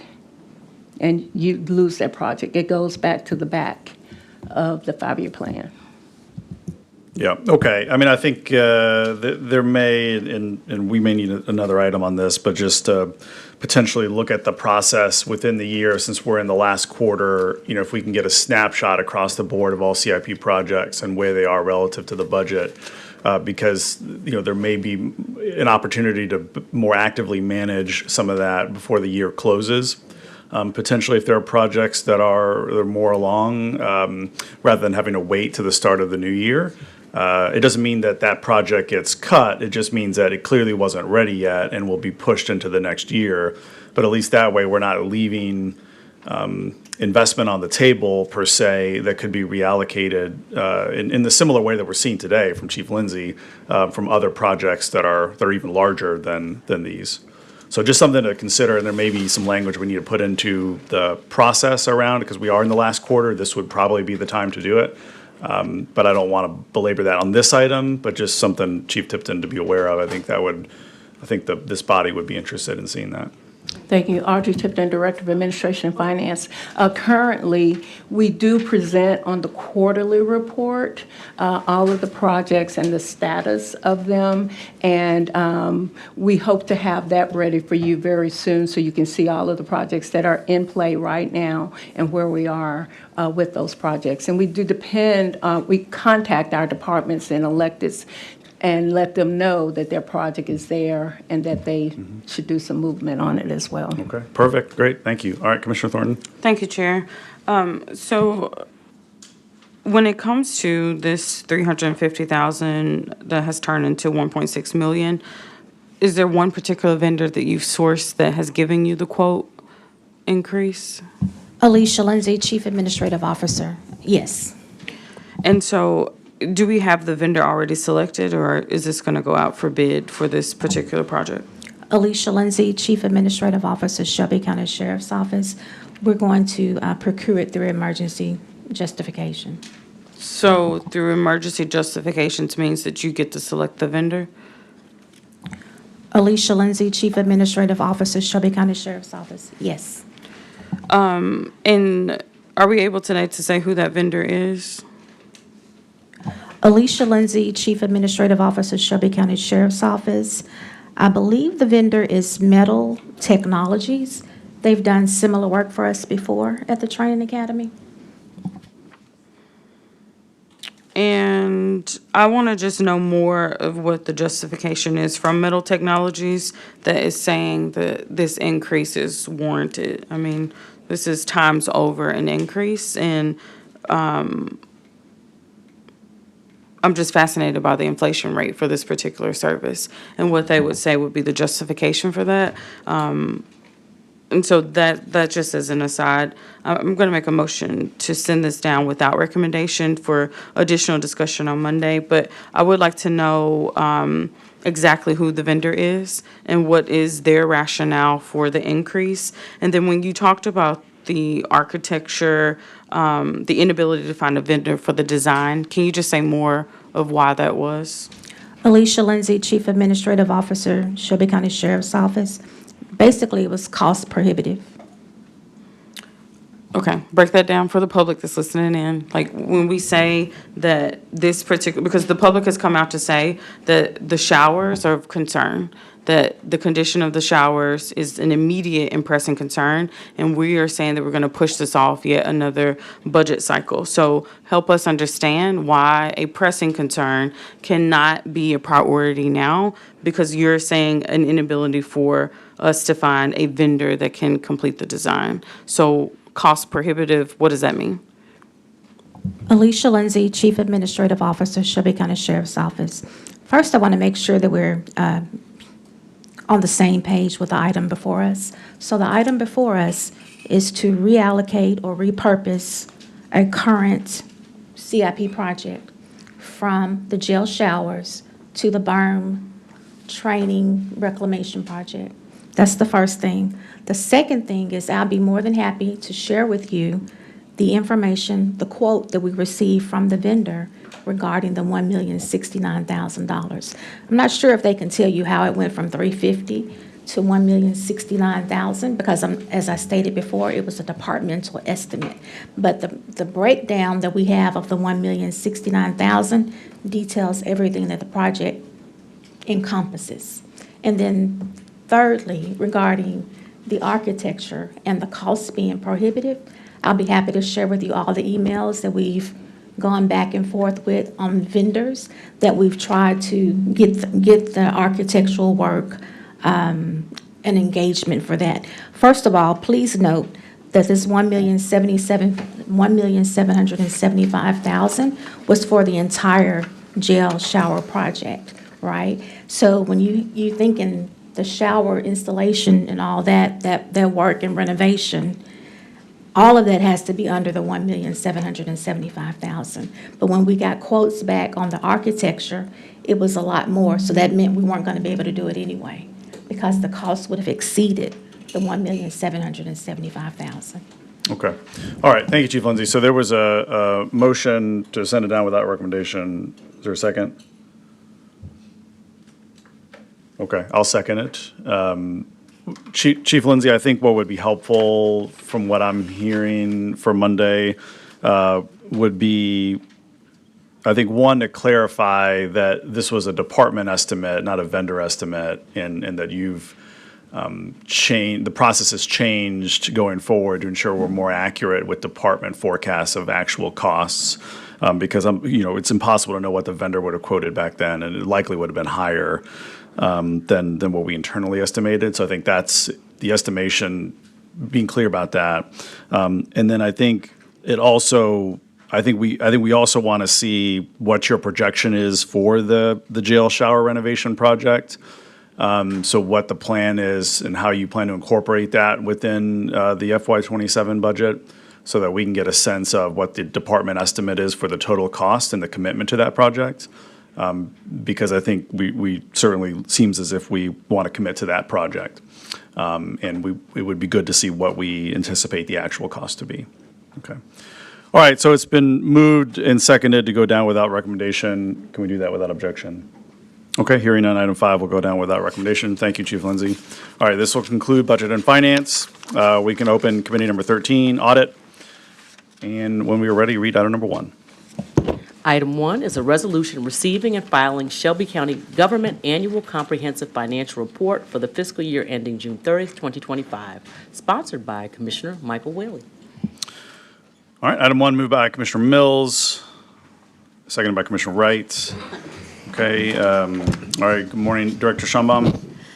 Good morning, Danielle Schombaum, Deputy Director, Administration and Finance. We have with us today Daniel Goggerty from Cherry Beckert and Christopher Hearn from Banks, Finley and White to present our FY25 audit report. Before they start, I want to recognize our accounting team who is here with us today. As you all know, this is always lots and lots and lots of work over many, many, many months. This year was no different. We always have a goal of finishing by December. We will have that goal again this year, and hopefully we'll achieve the goal this for FY26. But I really especially want to call out Candace Wright, who is our accounting manager, without whom this would not be possible. She leads her entire team, but she really works tireless number of hours to make sure that we get to the end point. And so I just really want to thank everybody for that. Our controller, Greg Cobbage, is not in the room this morning. Over the last couple of years, he has really been very much leading on our system conversion, so Candace has had to step up even more, and so I just want to thank both of them for the work that they're doing on behalf of the county. With that, I will turn it over to Daniel. Thank you very much for having me here today. I really appreciate the opportunity to speak to you all and talk through this process of the audit and give you the final results. Do you have the... Will you just state your name and title for the record, please? Daniel Goggerty, partner with Cherry Beckert. And so if you have in front of you is a binded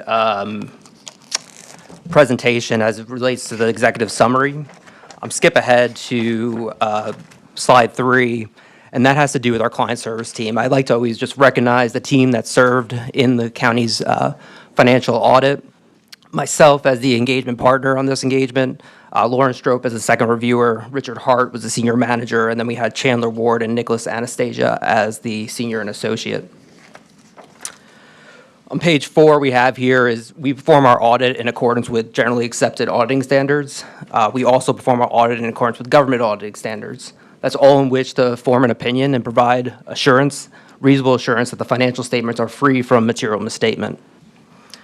In terms of our audit, we had provided a unmodified opinion, also known as a clean opinion, as it relates to the primary county as a whole. The only component unit that we were not able to opine on is related to your discretely presented component units. The school board, which is audited by other auditors, had issued a disclaimer of opinion on the school board, and so we could not form an opinion on that audit. But from the county standpoint, we have audited and provided you with a clean opinion for all other activities of the county excluding the school board. Slide 5 is a long way of just saying that while as part of our audit, we will look at internal controls and we may comment on internal controls from time to time, we do not provide our opinion on the effectiveness of those internal controls. Slide 6 here talks about different control findings that we may have as it relates to our audit. So this is just more informational to let you know when we say the term material weakness, what we mean is a material error could go undetected or has gone undetected as a result of our audit. And there's a reasonable possibility that a material error could exist. A significant deficiency is defined as one less than a material weakness, but still important for us to make you aware of. And on the next few slides, we'll talk about is material weakness and significant deficiency that we had reported. So slide 7 talks about the material weakness. What we found here is that we had multiple corrected and uncorrected adjustments, which I'll go over in the next few slides. From those adjustments, we identified that while the county does have control processes in place, it has reconciliation processes in place, those reconciliations could be improved upon to find these errors more timely. And so we just noted that because of the size of the errors, we determined that there was a material weakness related to this. I will say that from what we found, every error that was material was corrected in the financial statements that you see here today. And slide 8 has to do with the significant deficiency. There were other reconciliations we also found areas for improvement in, but from these positions, these items that we found that we deemed to be a significant deficiency was not considered material, but still important for us to make you aware of. The next 2 pages, 9 and 10, have 4 entries on it that relate to corrected adjustments. Under our auditing standards, we're required to communicate to you all the corrected adjustments that we had with the impact and what funds are impacted and the size of the adjustment. I won't read through each of these adjustments unless you have any specific questions. I'm happy to answer. But I will just say these were entries that we posted and proposed to management that they determined was needed to be corrected to determine the financial statements were materially correct.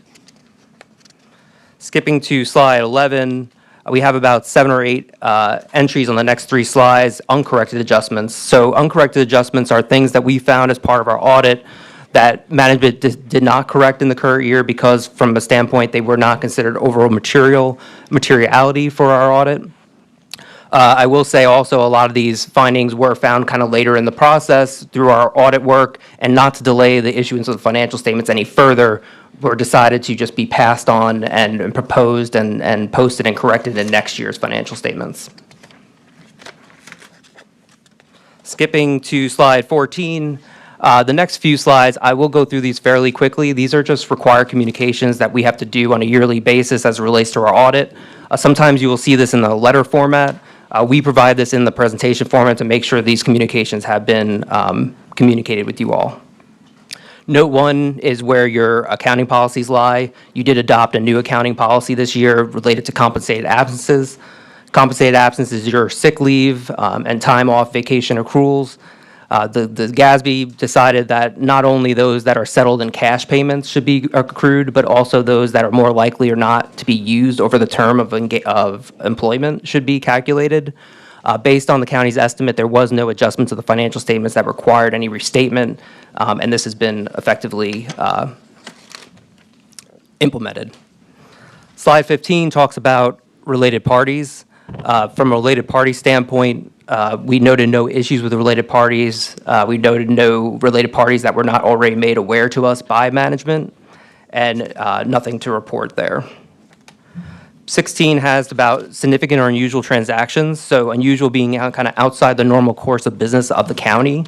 If we come upon any of these items, we need to make you aware of it, and we noted no such items as part of this audit.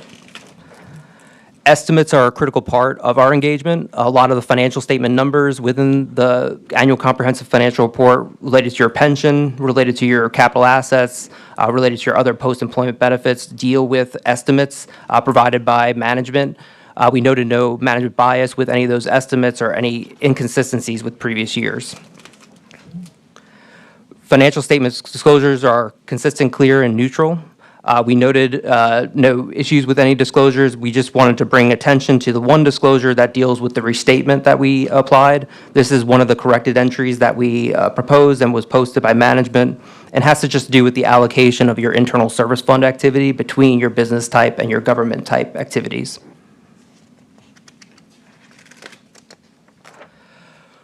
Not a test being audit, so no non-audit services were provided by our firm.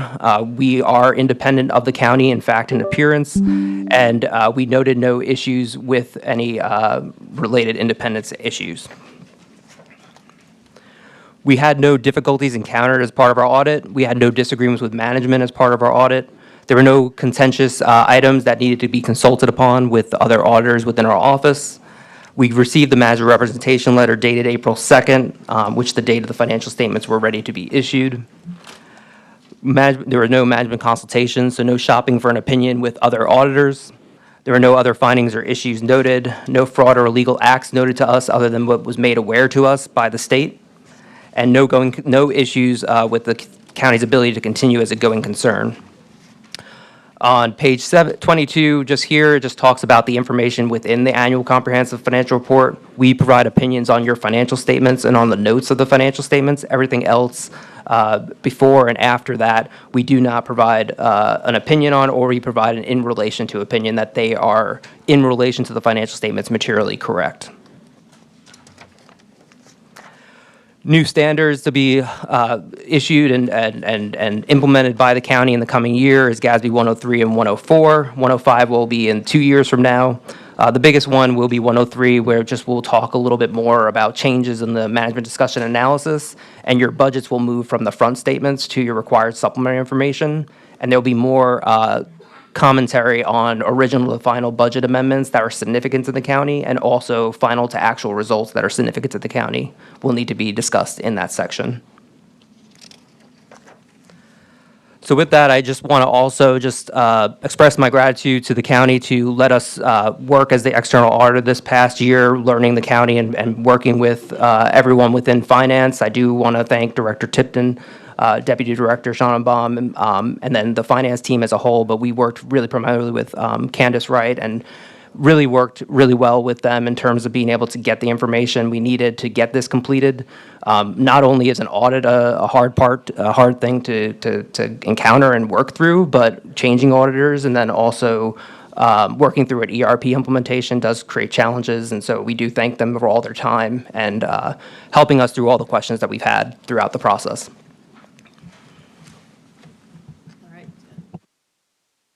With that, we'll turn it over to Chris, who Banks, Finley and White audited the custodial funds with the exception of the trustee.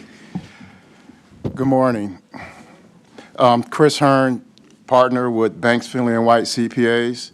The scope of our audit was the county charter offices without the trustee's office. The audit period was for FY 2025. The audit was conducted in accordance with government auditing standards. We were able to issue a clean, unmodified opinion on the financial statements, which means the financial statements present fairly in all material respects the fiduciary position and changes in fiduciary net position of the county charter offices. On this next slide is just a snapshot of the total assets, liabilities, and net assets for each of the charter offices. One important thing to note here is that all of these are restricted funds, which means that these funds are not for general use in county operations, but they're funds held for individuals or other government organizations. On the next slide, internal control and compliance. Again, we do issue a letter on internal controls during the audit. Our opinion on the audit is not meant to be an opinion on internal controls. However, we do consider internal controls, and if we see issues throughout the course of the audit, we mention them in our internal control letter. As a result of the audit, there were 3 material weaknesses identified as internal control weaknesses. Of those 3, two of those findings were also reported as compliance findings. All of these findings are related to the county clerk's office. And the next page just gives a summary of our findings. On the first finding, we cited there was just a lack of control environment, meaning there's lack of oversight, lack of formal control policies, and a deficient tone at the top. This finding is really directly related to the next 2 findings. And the next finding is that the clerk's office was not unable to provide bank reconciliations for the year. And then the next finding is that the clerk's office was unable to provide an annual financial report. So in order to get us to the point where we can get a clean, unmodified opinion, we had to perform alternative audit procedures and use information from the trustee's office to reconstruct records for the clerk's office to get us to a point where we can feel comfortable issuing a clean, unmodified opinion. So these are the 3 findings. Again, we did give an unmodified opinion. These findings do not affect the opinion, do not affect our opinion, but if you look at the actual report, we give some pretty detailed recommendations on what we think needs to happen to fix these issues in the office. The next page is just highlights from the governance letter. Again, no new accounting policies were issued. Financial statements do contain estimates. The most sensitive estimate in the financial statements here would be related to investment values. Note 1 discloses the significant accounting policies. And there were no disagreements with management or consultation with other independent accountants that were reported.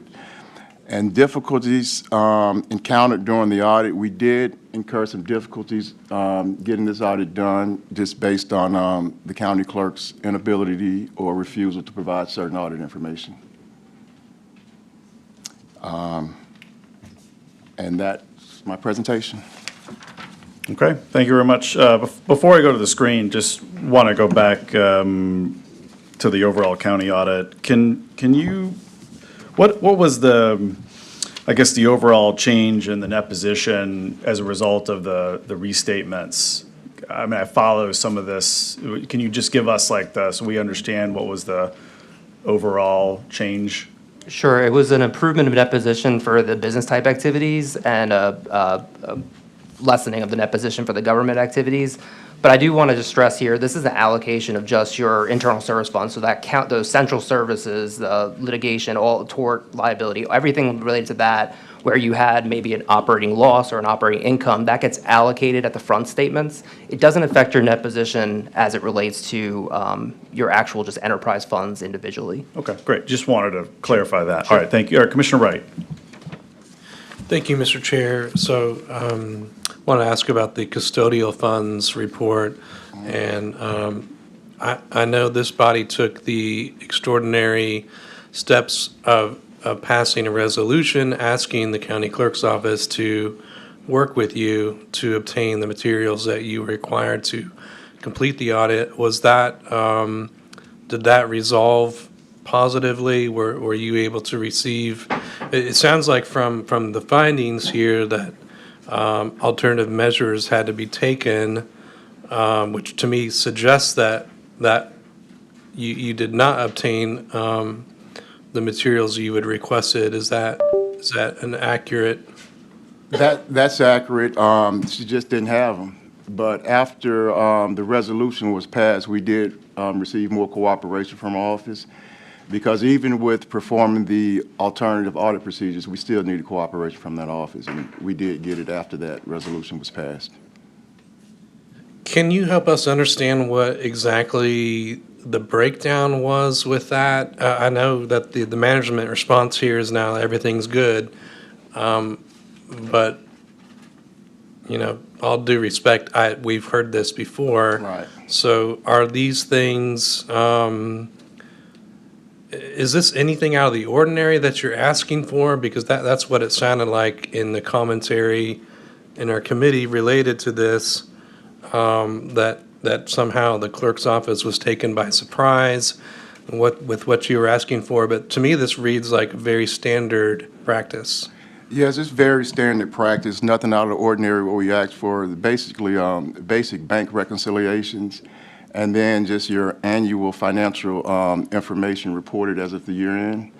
And the bank reconciliations, the finding on bank reconciliations and the finding on not being able to provide the annual financial report are also cited as compliance issues, because there's specific state statutes that require reconciling bank accounts for that office and providing annual financial reports.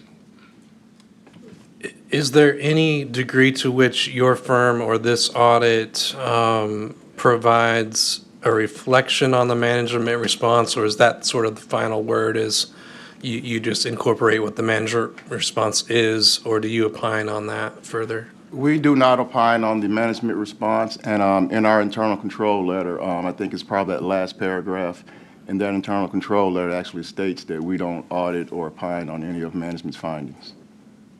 Well, come September, we'll have a new county clerk, perhaps one that will work better with this body and with administration. I look forward to that. Thank you, Mr. Chair.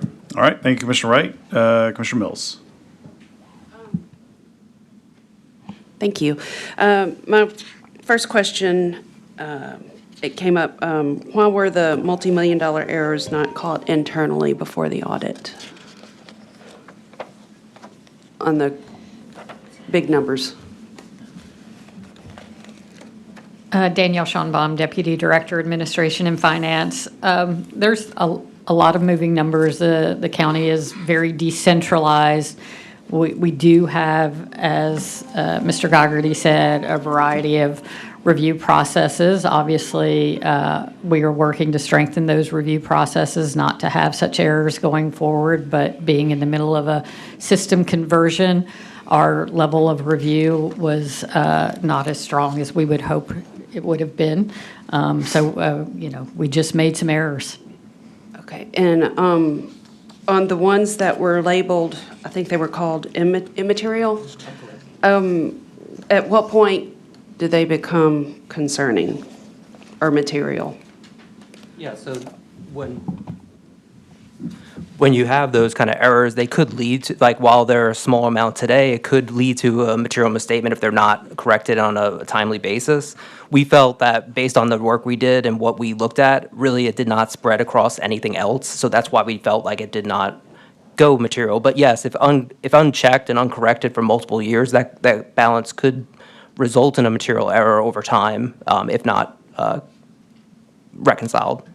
But we're making sure that it's not going to come to that. Yes, let me say, we take all findings very seriously. We are never happy to have findings. We are working to strengthen our controls, again, to have additional reviews, to make sure that when we are working with other departments in the county, that review of their work is thorough enough. Yes, we are working towards doing better. Thank you. Thank you, Commissioner Mills. Commissioner Thornton? Thank you, Chair. So I do want to get a firm understanding of, I guess, the county clerk's reception of these particular findings. So we've sat down with her and her team, and she has acknowledged the issues, correct? Did you say, has she acknowledged the issues? Yeah, in the past, we've heard from the clerk that there was a lack of communication, noticing her of, I guess, certain things that have been implemented by the county commission. And so I'm just curious, with the 3 findings that are stemming from her office, has she acknowledged that these particular findings were the summative reports from the audit? Yes, she's acknowledged because she provided response to each of the findings. Okay, and so in her responses do we have anything that corrects the 3 material weaknesses that were reported? Just from looking at the findings, I'm not sure I really see anything concrete in here, but again, the findings, we don't audit the findings. We just incorporate them as a part of our audit report. Since we give a finding, we do give them the opportunity to respond, but we don't opine on anything that they say.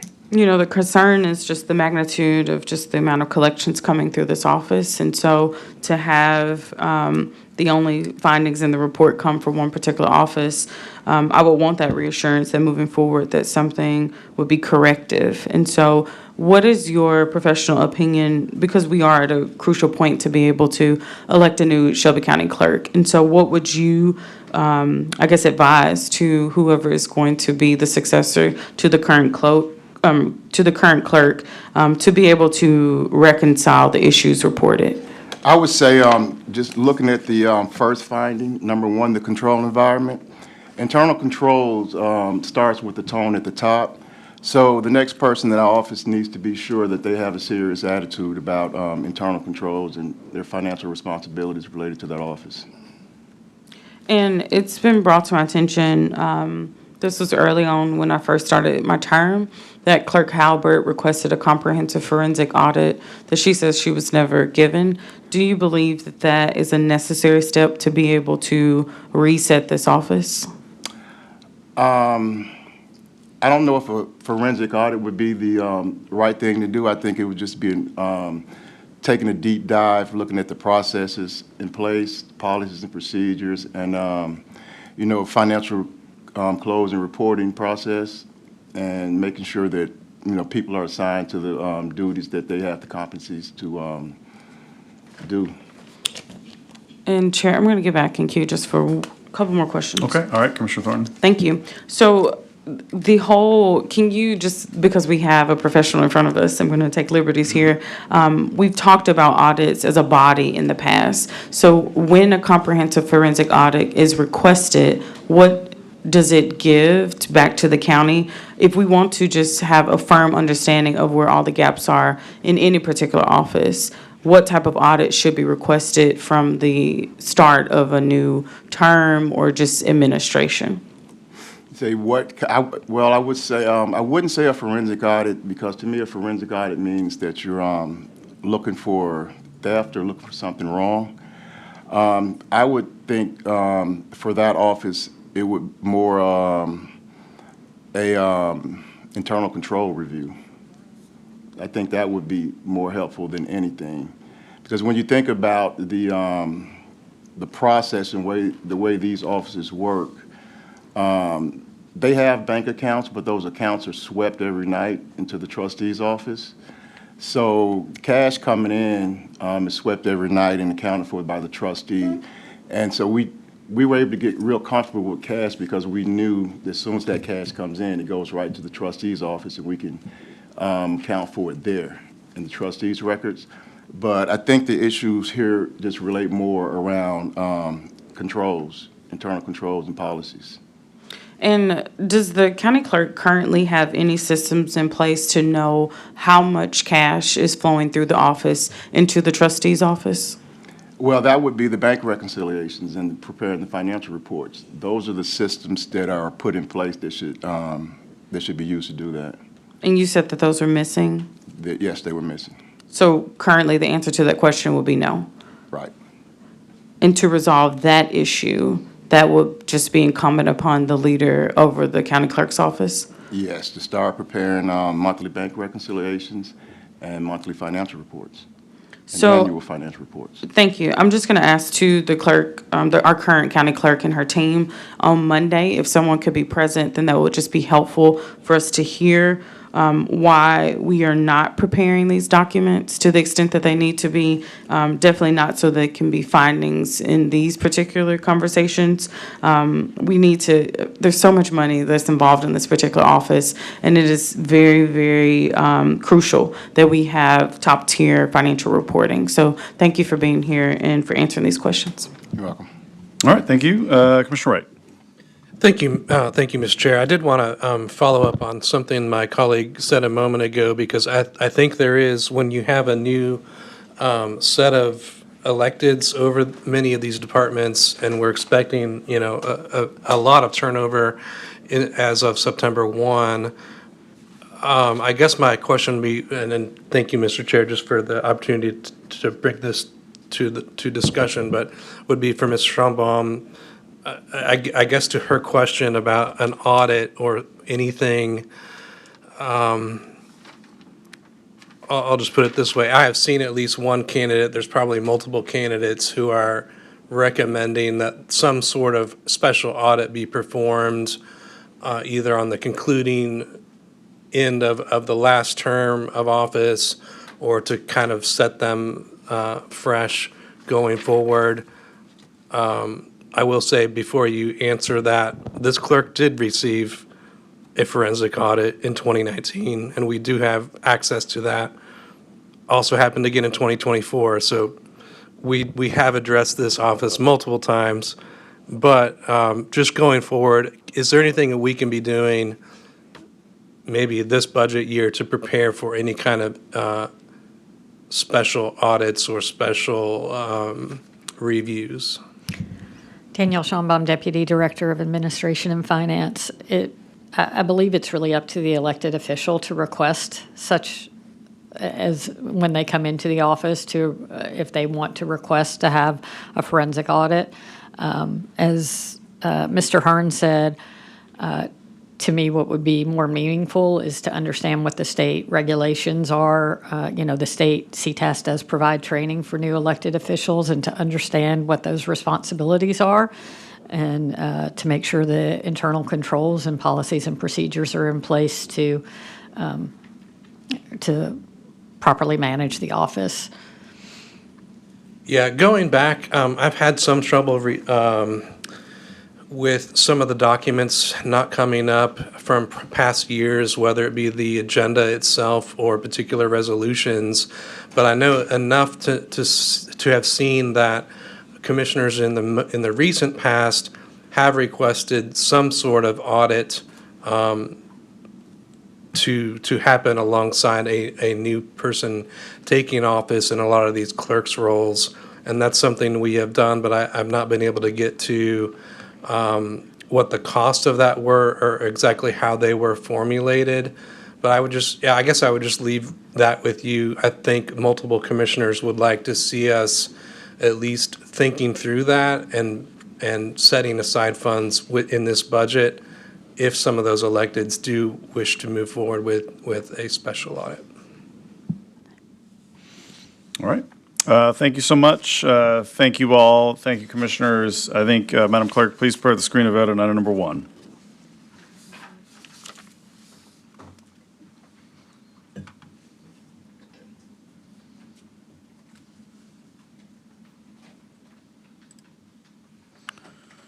Okay, we can close the screen and record the vote.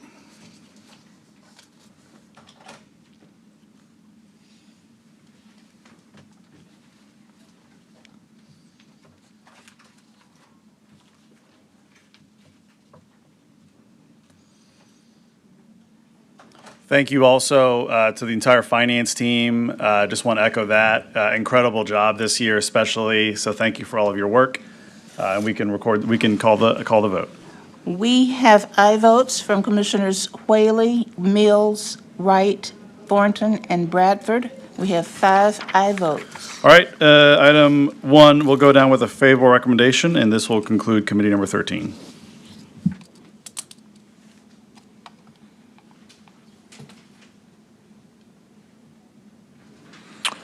I don't believe Commissioner Lowry is here, or have not seen Commissioner Caswell, so I'll go ahead and call to order committee number 7, Economic Development and Tourism. Item 1 is a discussion item to last approximately 15 minutes. Hip Hop Museum updates, Michael Ford and John Mitchell presenting. Thank you. It's my understanding from staff that Commissioner Lowry is going to ask to defer this to April 22nd meeting. So I'll make a motion to defer this to April 22nd. Got a second from Commissioner Thornton. Any objections? All right, hearing none, this item will be heard on the 22nd.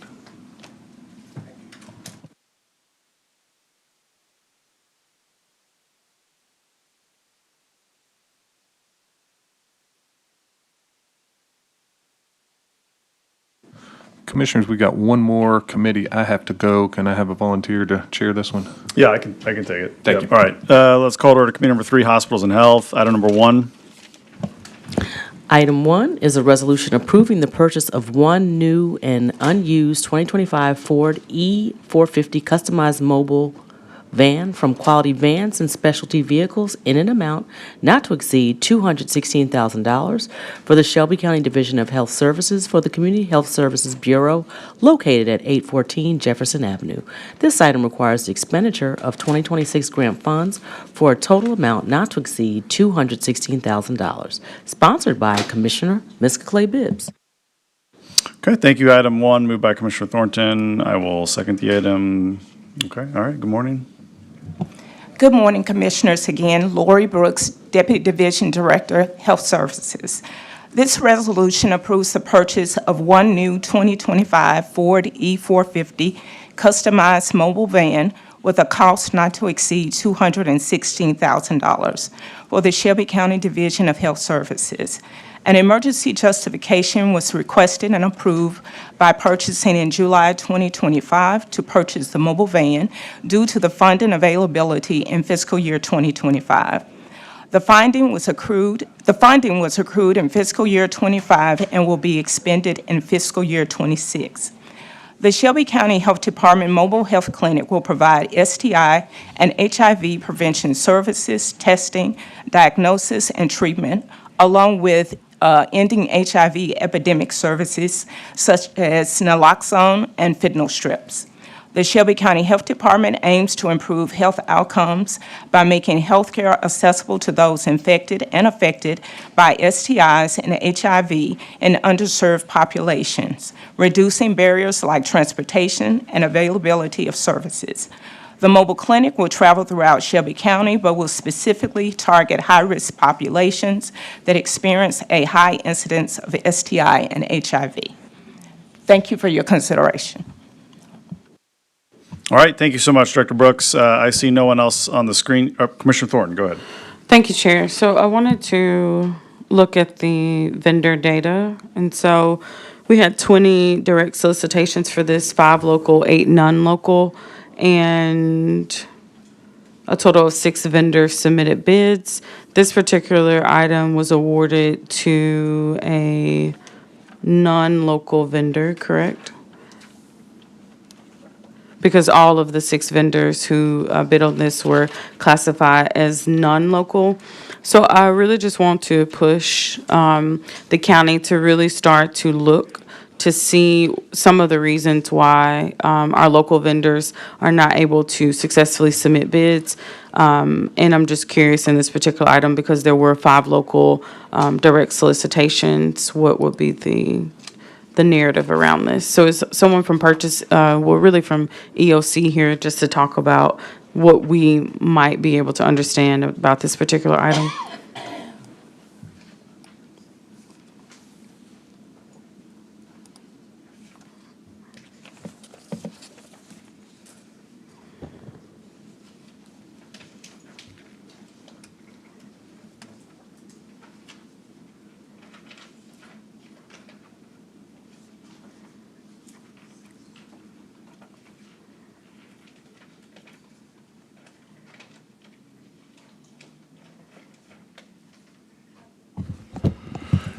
James Gloss, Administrator of the Purchasing. So I would have to follow up because this request is actually an emergency. And we need to, I'll follow up and actually see what happened with the seal bid. Because this request in front of us is. Which one, the first one? That's an emergency request. So that'll be. Okay, so let's just make it plain for the public. So when you're saying that this is a request for an emergency, that means that the department has the discretion to pick their vendor? Correct. So I need to get more information because I think initially we did put out a sealed bid. I don't know what happened, transaction, what happened, but this in front of us is an emergency bid. Emergency justification from the department. Okay, so just for the sake of clarity, I'm going to make a motion to send, I see Commissioner Mills is in queue. Chair, afterwards, I'll make a motion to send this down without recommendation. Okay, great. All right, Commissioner Mills? I'll second that when it comes time. My question, these are grant funds and they're an emergency? Deputy Division Director.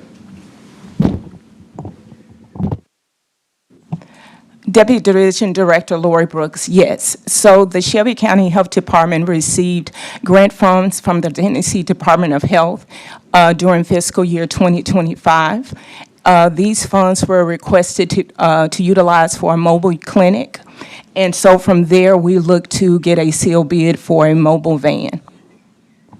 Okay, but it's an emergency. Were the grant funds requested on an emergency basis and this snowballed from that? Or time was running out, time sensitivity, it's an emergency? Or the issue it's trying to address is the emergency? So the Shelby County Health Department received these emergency funds at the end of last fiscal year. So we received the funds from the Tennessee Department of Health at the end of February. We were trying to expense the funds for a mobile clinic before the end of June 30th.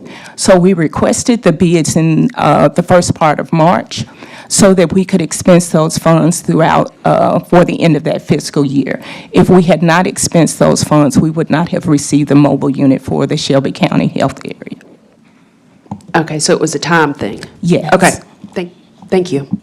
All right, thank you, Commissioner Mills. Commissioner Caswell? And appreciate it. And again, I'll be with the motion when it comes, but I just wanted to I know we had items like this before when you talk about specialty vehicles and the fact that many times, I was in the car business for many years, and I understand that I wouldn't buy certain vehicles because of a one-time use of a vehicle, right? So it may be to purchase, and Director, you might can look into this, to see if it was no one local, because we just wouldn't carry one vehicle, something like this that would have been for a one-time county use, right, or something like that. And I say that because, Commissioners, I just left, I was spending the day with CAPS yesterday and looking at their mobile unit, and they're getting ready to buy a bigger mobile unit to go and to do some of this type of work, HIV work. They are also doing some mental health, coming to our neighborhoods with that unit, but they had to order it from outside because it was no one doing a 40-foot trailer specialty vehicle for that. So I know that was something that came up yesterday when we was looking at the vehicle they do have. That's a shorter version of the one they're getting now. So, and I'm not giving y'all the answer to maybe that being the reason, but I know when we talked about fire trucks and things in the past, when it comes to specialty vehicles, no one local was just going to hold that for a one-time government type of thinking about doing this type of deal, right? So I just wanted to put that there, but I'm open to letting y'all get whatever information you need to second what Commissioner Thornton put forth to get more information. Thank you, Chair. All right, thank you, Commissioner Caswell. So there was a motion by Commissioner Thornton, seconded by Commissioner Mills to send this down without recommendation. Can we do that without objection? Okay, hearing none, item 1 will go down without recommendation. Item number 2. Item 2 is a resolution approving 7 sub-recipient contracts. AIDS Healthcare Foundation, $200,000.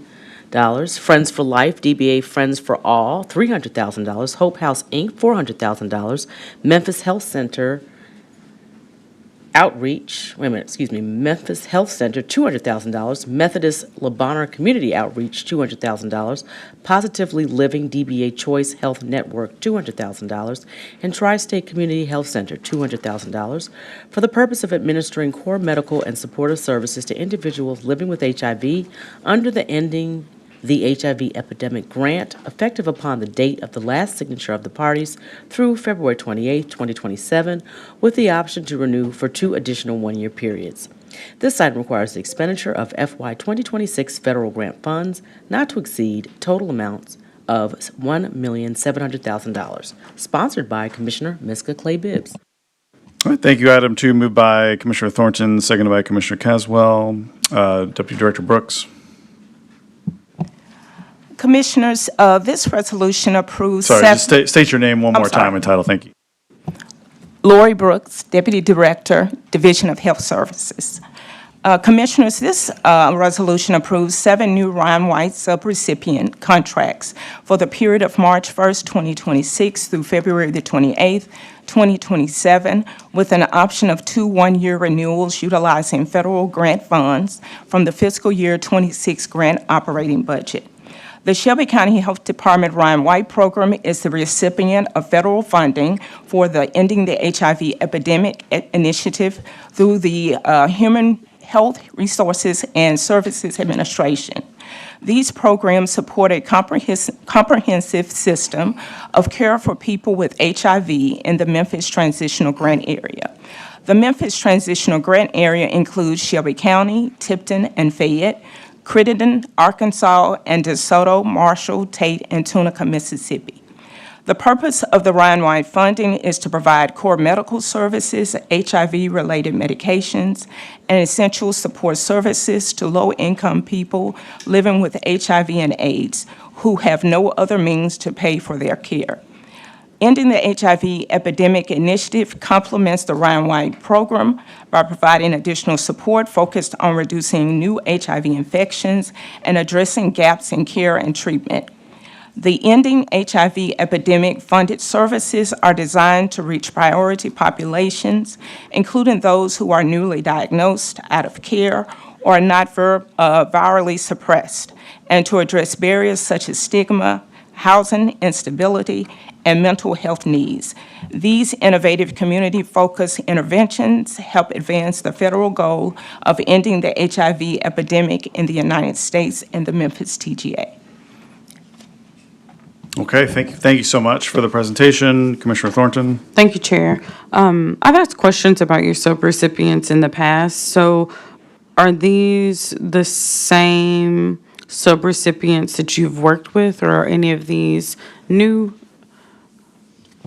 Lori Brooks, Deputy Division Director, Shelby County Health Department. Yes, we do have 2 new subrecipients. We have the AIDS Healthcare Foundation as well as Tri-State Community Health Center. The other subrecipients are prior recipients. You said the AIDS Healthcare Foundation, and who was the second one? Tri-State Community Health Center. And so when we think about where each of these subrecipients are headquartered, is there a way that you can get that information by Monday to show us just some type of mapping of where each of these are? Because it would be interesting to me if where there are priority zip codes for the HIV epidemic, if none of the subrecipients are headquartered in those same zip codes. So in essence, I'm just trying to ask, can you create for this commission some type of geolocating of where are the priority zip codes? I'm sure there's some way for us to be able to determine what would be a priority zip code, and then where are these actual subrecipients headquartered? And I just asked just because we know that the transit system has a lot of gaps in it, and I believe that they're still offering free rides, but once that subsides, then we'll go back to the norm of people not being able to actually have access to care just because of the lack of transportation. So, if we are funding organizations that are not proximate to where the needs are, then I would want us to address that gap. Lori Brooks, Deputy Director, Division of Health Services. So Commissioner Thornton, yes, we can provide that information, but as it relates to the Ryan White program, they actually provide services based upon the program and the priority areas.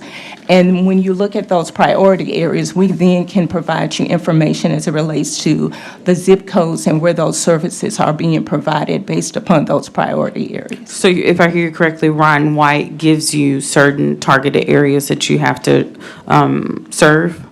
So the Planning Council for the Ryan White program provides priority list of services that should be provided within the Memphis TGA. So then when you look at those specific priority areas, then we can map out where those services are being provided based upon zip codes.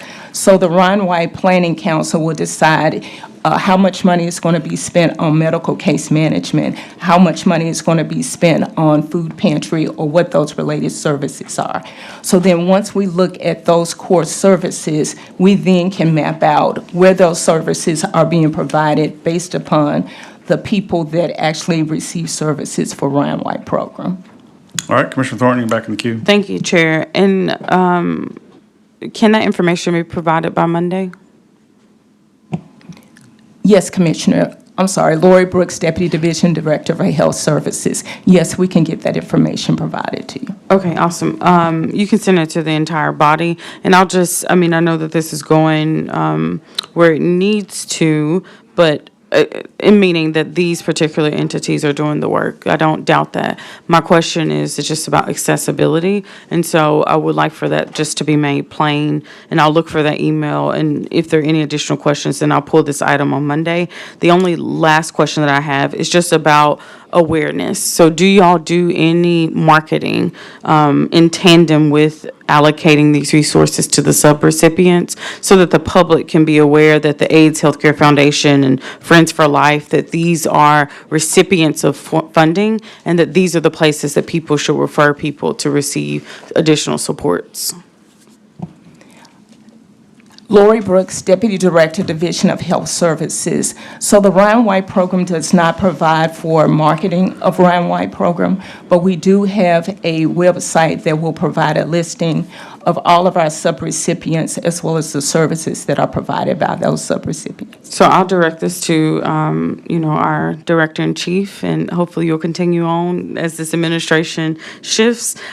We have to close that gap. So when it comes to just a public health priority, I would think that the crisis surrounding this epidemic would warrant additional dollars to be able to educate the public, both about preventative measures, and I would think about any type of interventions that would exist, but just about where resources are headquartered. We cannot assume, with the challenges that we're facing in education and what that means in terms of just life decisions, that people are just going to casually go to one website and just look to see where information is. That's just not how it happens. So when we think about, how generations, our younger generations under 40 are receiving information, the TikToks, the Facebooks, the Instagrams, doing these boosted ads and being able to reach them would be a wise decision, particularly because what has been the most concern to me is how low the numbers are of when we think of exposure rates and just spikes.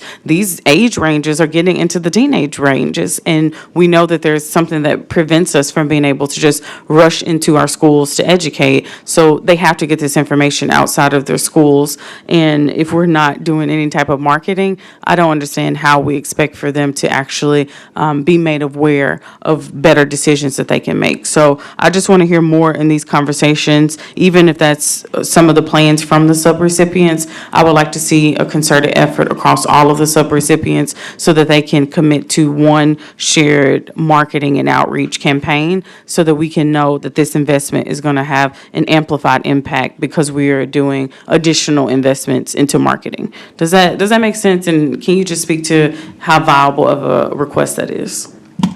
Lori Brooks, Deputy Director, Division of Health Services. So let me clarify, Commissioner Thornton. We do outreach as it relates to social media, our websites, TikTok, and all of those different components. However, Ryan White does not pay for print ads such as marketing on television, those type of things. However, we do provide services with our community advocates as well as our hospital entities, all of our community partners.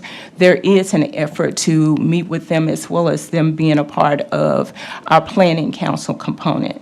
So we do social media marketing. We do market with our community partners. However, we do not have funds to actually do TV marketing components. And just as a point of privilege, Chair, I'm just specifically asking those on this $1.7 million slate to include them in the outreach. Make sure by organization and just by organization that the public knows that these are supported organizations through funding coming through the federal government. Thank you.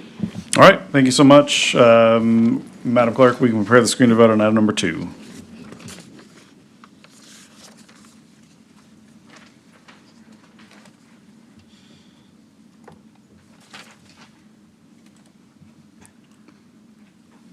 And we can close the screen and record the vote.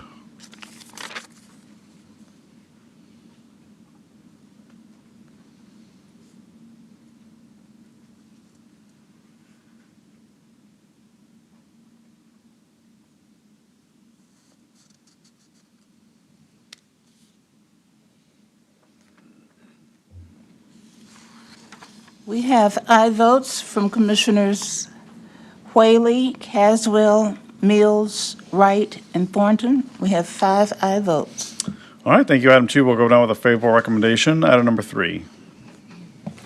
Item 3 is a resolution approving 13 subrecipient contracts. Hope House, $800,000. Shelby County Healthcare Corporation, DBA Regional 1 Health, I believe that's $2 million. Mental and Emotional Resource Center, $250,000. East Arkansas Family Health Center, $300,000. Methodist Lebanon Community Outreach, $75,000. Christ Community Health Services, $1,100,000. Sacred Hearts Southern Mission, $200,000. The Mobile Ministry of Dentistry, $400,000. AIDS Healthcare Foundation, $315,000. Navigating Courage Counseling, $142,702. Serenity Recovery Centers, $120,000. Positively Living Inc., DBA Choice Health Network, $200,000. And Friends for Life, $1 million. For the purpose of administering core medical and supportive services to individuals living with HIV under the Ryan White Part A MAI grant, March 1st, 2026 through February 28th, 2027, with the option to renew for 2 additional one-year periods. This item requires expenditure of FY 2026 federal grant funds not to exceed a total amount of $6,902,702, sponsored by Commissioner Miska Clay Bibbs. All right, thank you. Item 3, moved by Commissioner Thornton, seconded by Commissioner Caswell. Deputy Director Brooks. Lori Brooks, Deputy Division Director, Shelby County Health Department. Commissioners, this resolution approves 13 new Ryan White subrecipient contracts for the period of March 1, 2026 through February the 28th, 2027, with an option of 2 one-year renewals utilizing federal grant funds from the fiscal year 26 grant operating budget. Shelby County government, through the Division of Health Services, is the recipient of the Part A MAI grant, federal funds through the Health Resources and Services Administration, and is responsible for providing, planning, and programmatic oversight for the HIV/AIDS core medical and supportive services to be delivered by nonprofit organizations in the Memphis Transitional Grant Area. The purpose of the Ryan White Part A MAI funding is to provide these services as it relates to HIV-related medication and essential support services to low-income people living with HIV/AIDS who have no other means to pay for their care. The Shelby County Division of Health Services respectfully requests your approval on this Ryan White program, subrecipients. Okay, thank you. Before I go to the screen, we just need to clarify the amount that's allocated toward Regional 1. There's an error in the caption, so just, it's either 200,000 or it's 2 million, so we just need to make sure we have it right. Lori Brooks, Deputy Division Director, Health Services, it is $2 million.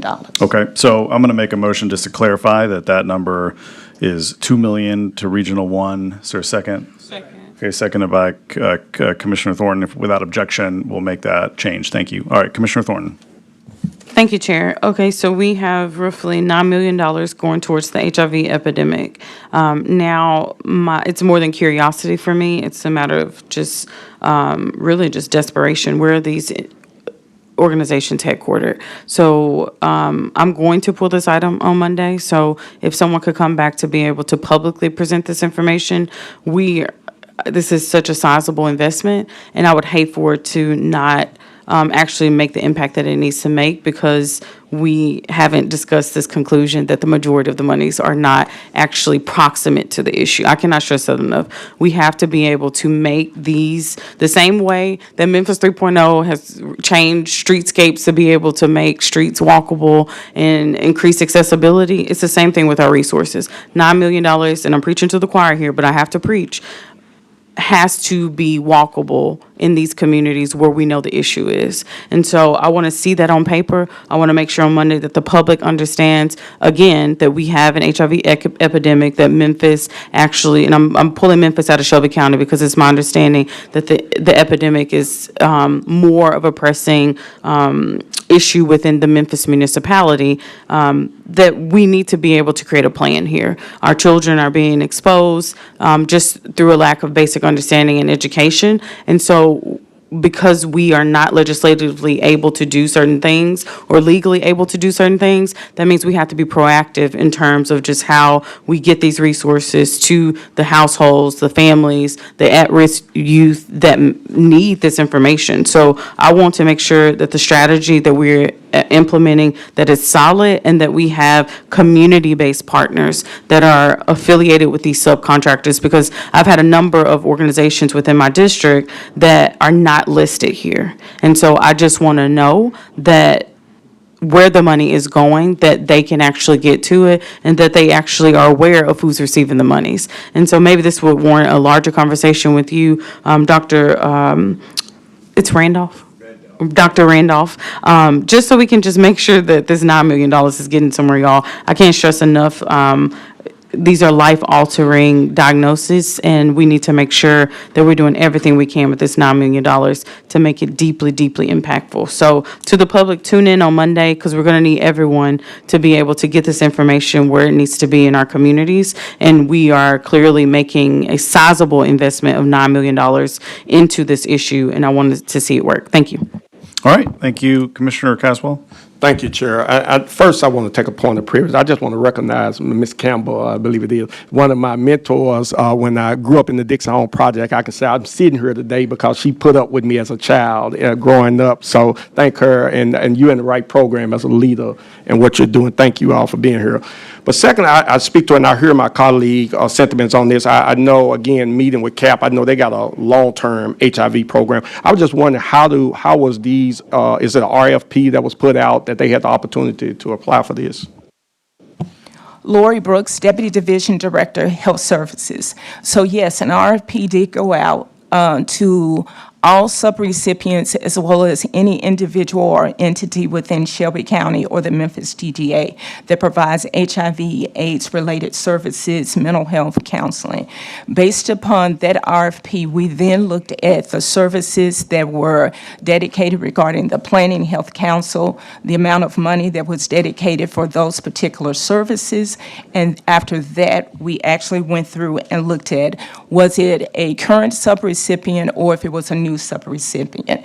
We did an audit to see what was their threshold of the number of people that they could service within Shelby County and the Memphis TGA. Based upon that information, dedicated numbers or dollars were provided for that institution based upon the RFP process. Thank you. And I know I see here with a mobile unit, I know the mobile ministry, Dennis is one of them, and I know that their mobile unit goes out into the community to provide some of these services as well. I know that the one that they purchased was funded by opera dollars previously. So I just want to make sure so I can tell them that they can be looking for this. So how often do these grants come out for this opportunity? So the RFP went out, but it's actually for 3 years, and then there are renewal processes thereafter. All right, thank you. Thank you, Chair. All right, thank you, Commissioner Caswell. Thank you very much. Madam Clerk, will you please prepare the screen to vote on item number 3.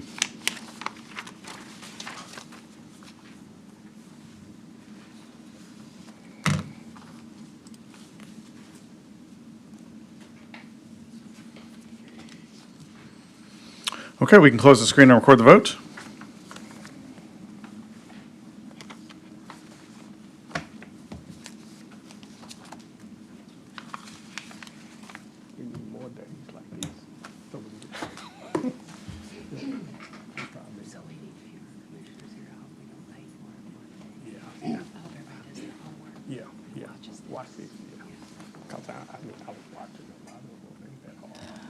We have aye votes from Commissioners Whaley, Caswell, Mills, and Whaley, Caswell, Mills, and Wright. We have 4 aye votes. Okay, thank you. Item 3 will go down with a favorable recommendation. We do have an add-on item number 4. If you've got that, we can read that one into the record, please. Yes, sir. Item 4 is an add-on item, and I want to add that all of the proper documents have been attached, so there's no need to suspend the rules. Item 4 is a resolution approving a service provider contract between Shelby County government on behalf of the Shelby County Health Department Air Quality Improvement Branch and EAN Holdings LLC, DBA Commute with Enterprise for the provision of transportation services for the Memphis Area Rideshare Van Pool Program, MARS, for the period beginning July 1, 2025 through June 30, 2026, with the option to renew for an additional one-year period. This resolution authorizes the expenditure of FY 2026 federal through state grant funds in an amount not to exceed $400,000, sponsored by Commissioner Miska Clay Bibbs. All right, thank you. Item 4, moved by Commissioner Thornton, and I will second it. All right, Director Smith-Alexander. Good morning, County Commissioners. Casey Smith-Alexander, Deputy Director, Shelby County Health Department. We are here today to request your approval of the contract resolution for the Memphis Area Rideshare Van Pool Program, a program that has served Shelby County residents for decades by helping hundreds of people get to work each day while supporting our air quality and public health goals. The Memphis Area Rideshare Program has served the Shelby County residents since the early 1980s and has been a long-standing transportation and air quality initiative. The program has experienced significant and sustained growth in recent years. The 2021-22 program operated approximately 66 van pools. The program has now since grown to approximately 85 to 89 van pools operating per month year to date. Approximately 586 participants currently use this program, commuting daily to major employment centers across Shelby County. The VA Medical Center is currently the largest participant with 66 van pools, along with other major employment partners, including the Federal Correctional Institution with 14, and the Internal Revenue Service with 1, Shelby County Drug Court, 2, and the Federal Drug Administration in Memphis, 2. The Memphis Area Rideshare Program directly contributes to improved air quality and reduced traffic congestion by reducing single occupancy vehicles that are on the road. In 2024 alone, the program achieved 134,874 trips that were actually eliminated, 387,535 vehicle miles eliminated, 121,556 gallons of fuel saved, 2,352,969 pounds of carbon monoxide emissions reduced. These outcomes directly support Shelby County's efforts to improve air quality and reduce ground-level ozone, a critical public health priority for our region. Approving this resolution allows the Memphis Area Rideshare Program to continue delivering these proven results for Shelby County residents. The contract is with EAN Holdings LLC, Commute with Enterprise, for the continued provision of qualified transportation van pool services to Shelby County residents. The contract amount is not to exceed $400,000 for FY '26. The service areas that are impacted include Shelby County, Tennessee, Crittenden County, Arkansas, and DeSoto County, Mississippi. Terms are July 1st through 2025 through June 2026 with one-year renewal option. The Memphis Area Rideshare Van Pool Program has served Shelby County residents for decades, helping hundreds of residents commute to work while supporting our air quality goals. This program has grown, and we respectively ask your approval for this contract resolution so that this long-standing and impactful program can continue serving Shelby County residents. Thank you.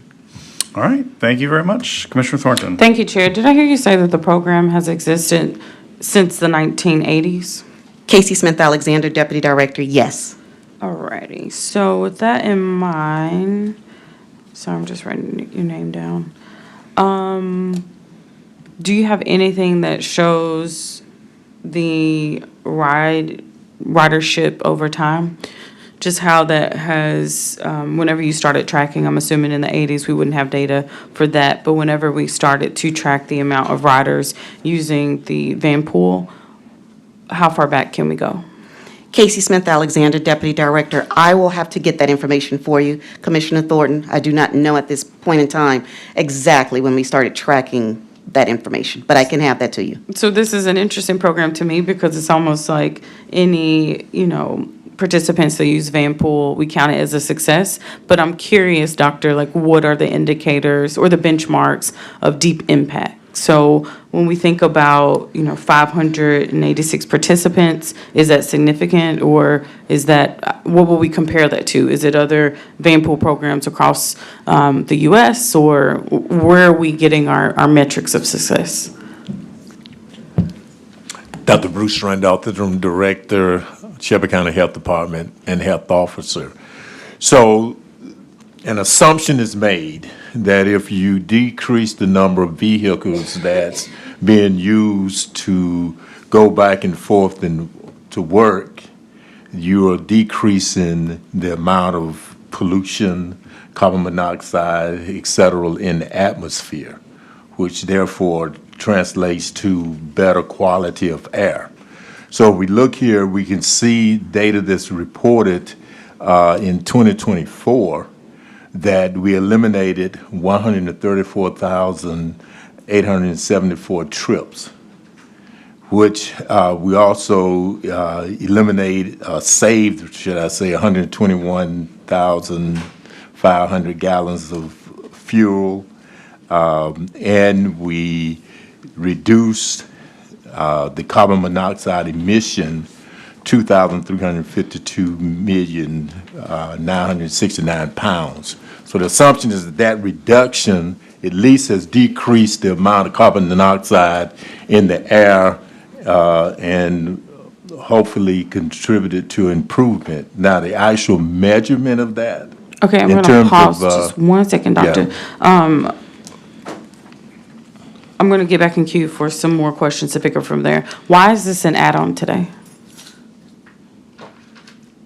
You said, why is this? Why are you presenting it as an add-on? Because we actually need the funds to be approved and adopted into the budget because the contract has ended. It will end June 30th, I'm sorry. So we're approaching a deadline. Okay. All right, sorry, Commissioner Thornton, did you want to get back in? Okay, Yes, sir. All right. All right, so just going back to, I've not heard anything about the Vanpool program or heard any constituents talk about participating in it. So how does this work? How many vans do you have a part of the Vanpool? How do people access it? Like I heard you say that the majority are VA participants. Where is this open to the public? Is it open to select partners? How does this work? Casey Smith Alexander, Deputy Director. So yes, this is open to the public. We do approach businesses that have multiple individuals working for them. It does not have a minimum number that needs to be participant. However, we do look at businesses. The reason the VA Medical Center is a large partner with this is that they do receive additional federal subsidies as well to encourage their employees to participate in the VAN program. But this program is open to everyone. And what exactly does the program do? So Casey Smith Alexander, Deputy Director. So the program gives you a van that you are going to meet at a certain location with some of your coworkers.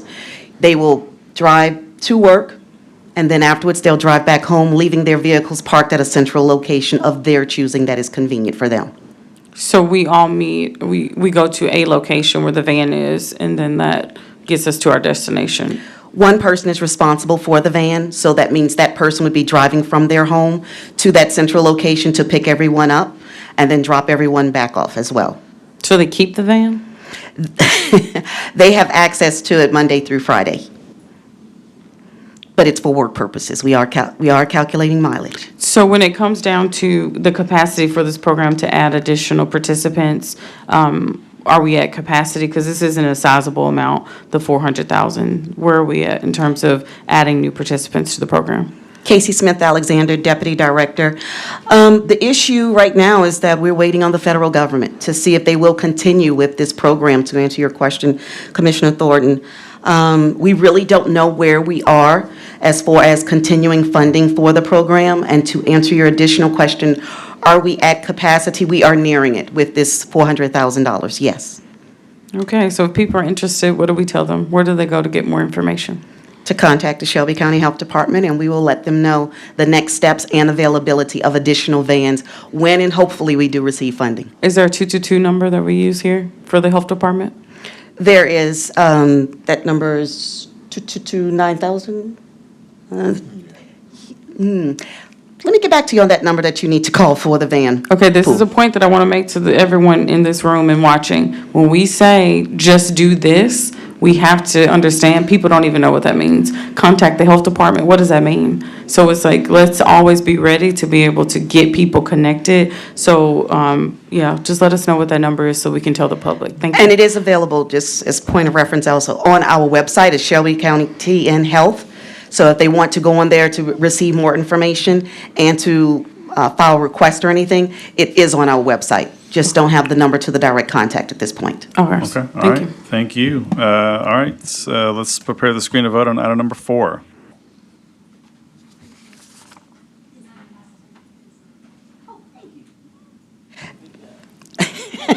That was the right number. Okay, Yes, I'm sorry, I great. was just told that is the correct number. Great. Okay, we can close the screen and record the vote on item number 4.